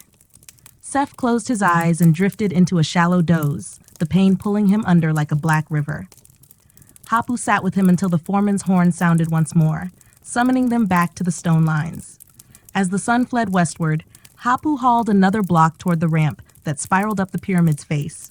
With each step, he wondered if his feet might one day carry him beyond the reach of Nakura's whip, beyond the sight of these endless stones, to a village where barley grew thick and fish leapt from cool canals into waiting nets. But when he reached the top of the ramp, the wind hit his face, dry and hot, smelling of sun-baked stone and sweat, and old dreams turned to sand. He looked out over the desert that stretched to the edge of the world, and he knew, for now, his place was here, beneath the unblinking eyes of the gods, beneath the whip and the sun and the unyielding stone, carrying one block after another toward a future he could not yet name. Night returned like a slow tide, seeping into every crevice of the workers' village with a hush that settled over the battered bodies of those who lay on reed mats and crumbling pallets. Hapu sat with his back to the rough mud brick wall of the sleeping hut, his legs stretched before him, ankles crossed over cracked sandals that had once belonged to his father. The heat of the day still clung to the stones around him, but above, the stars blinked awake, small, cold fires in a vast ink-black ocean. Around him, low voices drifted from the shadows, fragments of old tales, prayers whispered to forgotten gods, soft curses against the overseers and the pharaoh's insatiable tomb. Children stirred beside mothers, chasing scraps of dream that fluttered just beyond reach. Somewhere, a woman hummed a lullaby in a voice dry as desert grass. It should have been enough to hush the restless ache in Hapu's bones, but sleep would not claim him. Beside him, Iaret shifted. She had come to sit with him after the overseer's whip had vanished into the darkness, after the last jar of water had been poured out for the evening's ration. Her eyes searched his face in the dim glow of a clay lamp guttering near the door. "You must not meet Nakura's eyes again," she said, her voice barely louder than the sigh of wind through the chinks in the wall. "He marks you now, Hapu. I see it. He is like a hawk. He waits for weakness or pride." Hapu did not answer at once. He picked at the callus on his palm, feeling the tiny tear where a stone edge had bit through his skin that afternoon. It would heal. Everything did until it didn't. He looked at Aret then, her hair pulled back with a frayed reed cord, her lips cracked but soft when they parted in a worried sigh. "I want to leave," he said at last, the words tasting of dust and folly. "Run for the marshes, find a fishing boat, disappear." Ayaret let out a quiet laugh, though it held no mirth. "And where would you go, Hapu? Do you think the desert will feed you? Or that the Nile's guards will let you slip away when they count heads at dawn? You know this as well as I do. There is no leaving." "But others have," he said quickly, leaning closer, lowering his voice. "Seth told me. Once, when he was young, men fled across the river, vanished into the papyrus thickets. Some say they made it to Nubia, or to the great reed islands where no tax collector dares go." She touched his cheek, her fingers dry but warm. "Some say, but they do not know. And the ones who tried, most were dragged back, bound and broken before they ever saw the far shore." He closed his eyes, pressing his brow into her palm.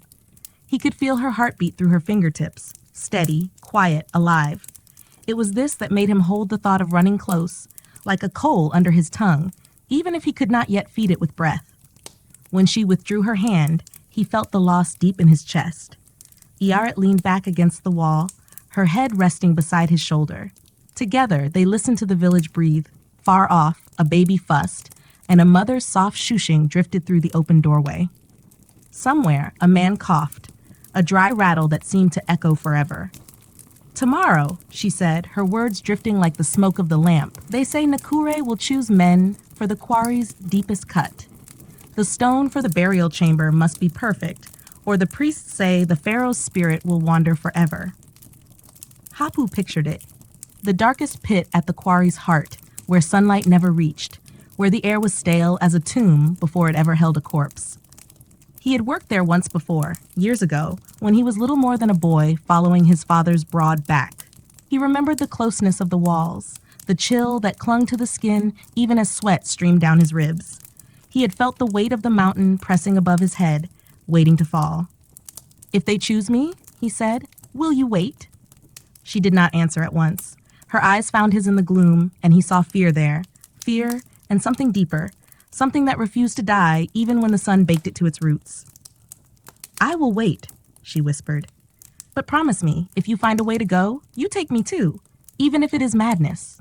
He took her hand in his, rough palm to rough palm, fingers weaving together like reeds bound for a basket. "I promise," he said. A breeze lifted the edge of the reed mat at their feet, carrying with it a smell of cooling sand and distant river. For a moment, Hapu let himself imagine it.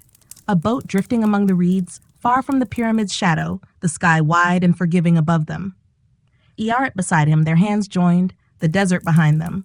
A shout cracked the fragile quiet. A guard's voice, harsh and cutting, snapped them back into the world of stone and fear. A figure stumbled past the doorway. Young Nabaman, a boy barely 15, dragged by the scruff of his linen tunic, his feet kicking up dust. A soldier followed, the butt of his spear thumping the boy's side.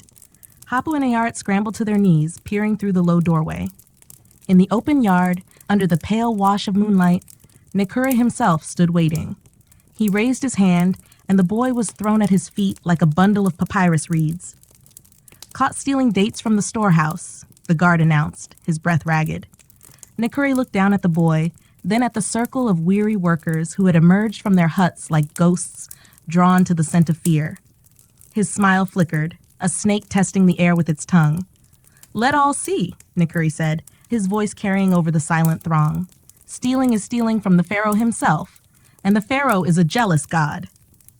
He nodded once, and the guard lifted the boy to his knees. A short club appeared in the overseer's hand, carved wood, inlaid with copper at the tip. Hapu felt Iret's fingers dig into his arm as the first blow fell. Nebamun's cry echoed into the night, twisting up into the stars. A mother somewhere began to weep. A dog barked in the distance, but no one moved. When it was done, the boy lay in the dust, barely breathing. Nikure stepped back, wiping a fleck of blood from the club onto the hem of the boy's torn tunic. "Back to your huts," he commanded, and the crowd dissolved like a sand dune in the wind. Hapu helped Iaret to her feet. They slipped back inside, away from the overseer's gaze, away from the broken boy who would never again dare dream of stolen fruit. In the dark, Hapu could still hear the soft, wet thud of the club, the hiss of air through clenched teeth, the harsh finality of bones cracking under a master's hand. Sleep did not come easily.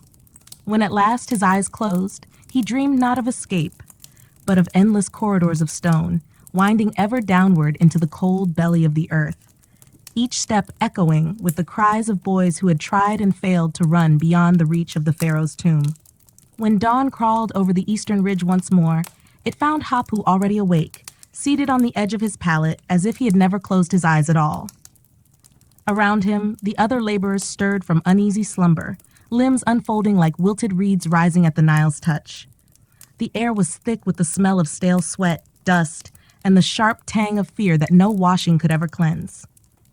He rose without speaking, without even glancing at Iret, who still lay curled on her side, her face half buried in her arm. For a moment, he allowed himself the smallest mercy, a hand brushing lightly over her hair, careful not to wake her. She did not stir. Perhaps, he thought, she dreamed of water lilies and green fields instead of stone and iron. Outside, the first horns of the foreman blared across the clustered huts, driving the swarm of bodies into motion. Men and women filed out, carrying the same tools they had carried yesterday, and countless days before that. Picks chipped at the edge, chisels dulled to a sad gleam, ropes that frayed more with each drag block of limestone. The sky above was washed in pale rose, the sun still kind, though its mercy would not last the hour. Hapu joined the line at the foot of the quarry's main ramp. He felt the itch of eyes on his back before he saw the shadow that fell across the workers' queue. Nikure stood atop a small rise of rubble, wrapped in a fresh linen kilt, his shaved head glistening with scented oil that did nothing to sweeten the rot of his cruelty. Beside him loomed two new guards, taller and broader than any he had yet brought. Men from Kush, it was whispered, hired for their silence and their strength. "Today," Nikuri called, his voice coiling through the yard like smoke, "the pharaoh's chamber awaits the finest stone, and so the strongest among you will be chosen to carve it free from the mountain's stubborn heart." No one spoke. No one dared to. But the silence shivered with unspoken dread. To work the deepest cut was to breathe stale air until your lungs wept blood, to stand waist-deep in shadows while the quarry roof threatened to collapse with every swing of a hammer. Many who entered came out bent, coughing, or not at all. Nikure's gaze slipped over the bowed heads until it settled on Hapu. The overseer's thin lips curved, as though he savored the taste of this moment more than any rich man's feast. "You," he said, lifting one slender finger. "Hapu of the Eastern Reed, step forward." Hapu felt his legs move before he willed them to. He stepped from the line, each footfall loud in the hush. He did not look back. He did not seek Iaret in the milling crowd. To see her eyes now would be too much, a weight greater than any stone. Others were called.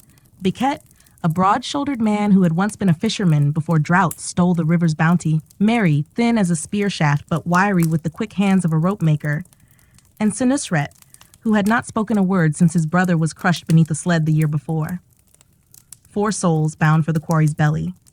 The chosen were led to the edge of the deepest cut, where the sun did not reach until midday and left long before the day was done.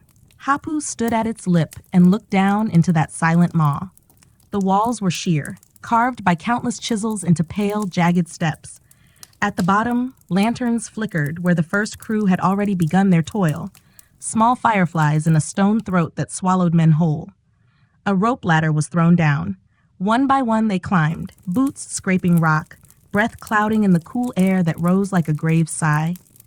When Hapu's sandals touched the floor of the pit, he felt the mountain close around him. The sky above seemed impossibly far, a tiny slit of promise through which no mercy would fall. The master stonecutter waited below, a bent man named Kennett whose beard was gray with lime dust. His eyes flicked over the new arrivals, marking each with a craftsman's care. "Work clean," Kennett said, voice rasped raw from years breathing grit. "One mistake cracks the block, and the priests will feed you to the crocodiles before the sun sets." He gestured to the tools laid out on a low slab, chisels of copper and dolerite pounders, wooden wedges, flasks of oil for the blades. Hapu chose his tools by feel alone, hands moving over the handles as if greeting old friends he never truly knew. Beside him, Beckett muttered a prayer to Sobek, the river god. Mary tied a strip of linen around his mouth to keep the dust from clogging his throat. Sinushret said nothing, only stared at the wall of stone that loomed before them, pure, white, veined with ghostly cracks that would have to be avoided at all cost. They worked by lamplight, the rhythm of pick and chisel punctuated by the deep, throaty hum of Kennett's old work chant, an endless song that told of stone and spirit, of flesh bent to the pharaoh's will. The hours slipped past like water under a boat, and yet every heartbeat felt measured by the hammer's strike. Hapu lost himself in it, in the rasp of copper teeth biting stone, in the warmth of sweat trailing down his spine. He dreamed himself far away, his mind floating beyond the pit, beyond Nakura's cold eyes, beyond even the Great Pyramid itself. He imagined water lapping at a reed boat, Ayaret's laughter carried on the river's breath. Then, suddenly, the chisel slipped. A chip flew wide, striking Becket's cheek, leaving a thin line of red on the older man's weathered skin. For a heartbeat, the work stopped. Becket's eyes flicked to Hapu's, surprised, then wary. Kennett appeared beside them like a spirit, peering at the block's wound. "Deep enough," the old cutter muttered, running a gnarled finger along the fresh scar. "Not ruined, but watch your hand, boy." Hapu nodded, shame burning through his arms, hotter than the effort itself. He forced his breath steady, forced his hands to remember their purpose. He could not afford another mistake. Not now, not here. Above them, the sun rose unseen. The pit swallowed its warmth, but not its promise. Hapu swung the hammer again and again, each strike a silent vow, one more stone freed, one more heartbeat closer to the chance, however small, that his feet might yet carry him beyond this pit, this overseer, this tomb made not for him, but for a king whose bones would rest while his peoples would vanish into dust. By the time the sun reached its harsh zenith, its warmth did not touch the quarry's deepest cut, where Hapu and the others labored. Down there in that stone-bellied chamber, the air grew stale, heavy with the dust of ancient rock that clung to skin and hair and settled in the folds of linen wraps. The lanterns flickered, fed by oil carefully rationed by Kennett, whose eyes missed nothing, whose tongue lashed sharper than any overseer's rod when carelessness threatened the stone. Hour by hour, the block revealed itself, a massive, stubborn chunk of limestone veined with faint hints of gold dust that would gleam in the burial chamber's torchlight for centuries after these men's names were forgotten.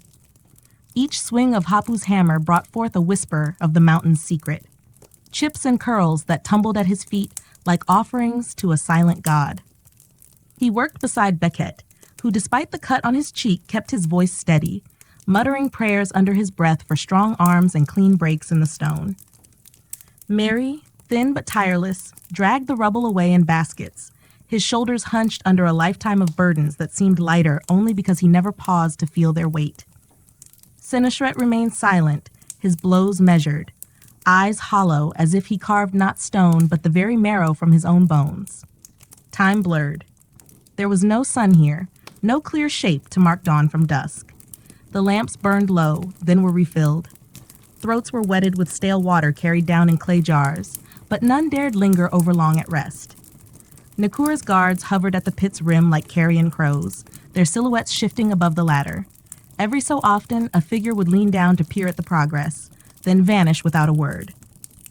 At what might have been mid-afternoon, Kenneth ordered them to pause. He knelt, laying his palm flat to the cool surface of the exposed block, his ear pressed to the stone as if listening for the pharaoh's spirit stirring within. The others waited in silence, tools dangling from blistered hands. "Good," he rasped at last. "This one will hold. Fetch the wedges." Mary hurried off, returning moments later with a bundle of slender wooden wedges soaked in oil. One by one, they were driven into the narrow seams they had carved. Hapu's arms ached as he lifted the hammer again, striking the wedge tops with careful, deliberate force. Each blow echoed in his chest, a deep, dull drum that reminded him of the stories his father told of priests drumming to wake the gods at dawn. When the final wedge was seated, Kenneth stepped back, his gnarled fingers twitching as though he could feel the mountain's pulse beneath his skin. "Now we wait," he said, voice low, as if to speak louder might anger the quarry itself. "The oil will work into the grain.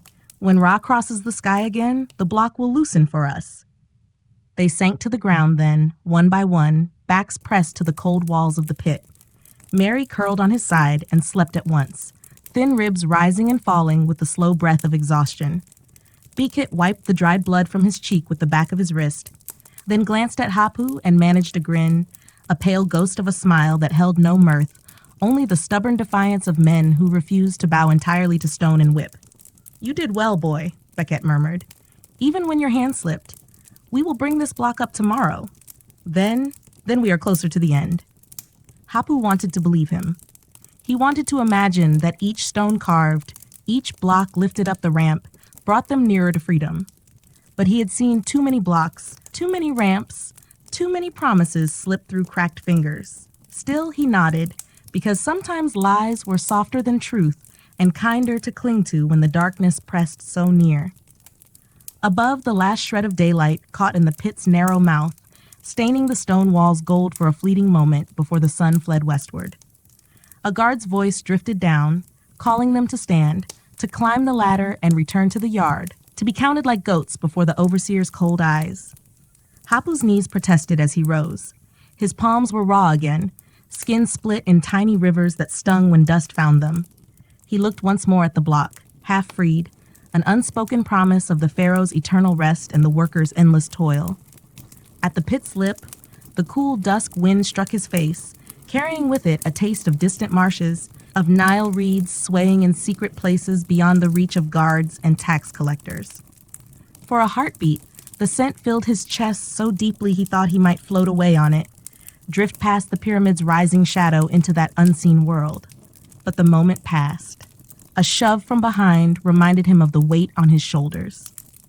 He stumbled forward, feet finding the ramp that wound toward the workers' village, where cold porridge and stale barley bread waited, where whispers of escape and punishment mingled like breath in the night. When they reached the huts, darkness had taken full hold.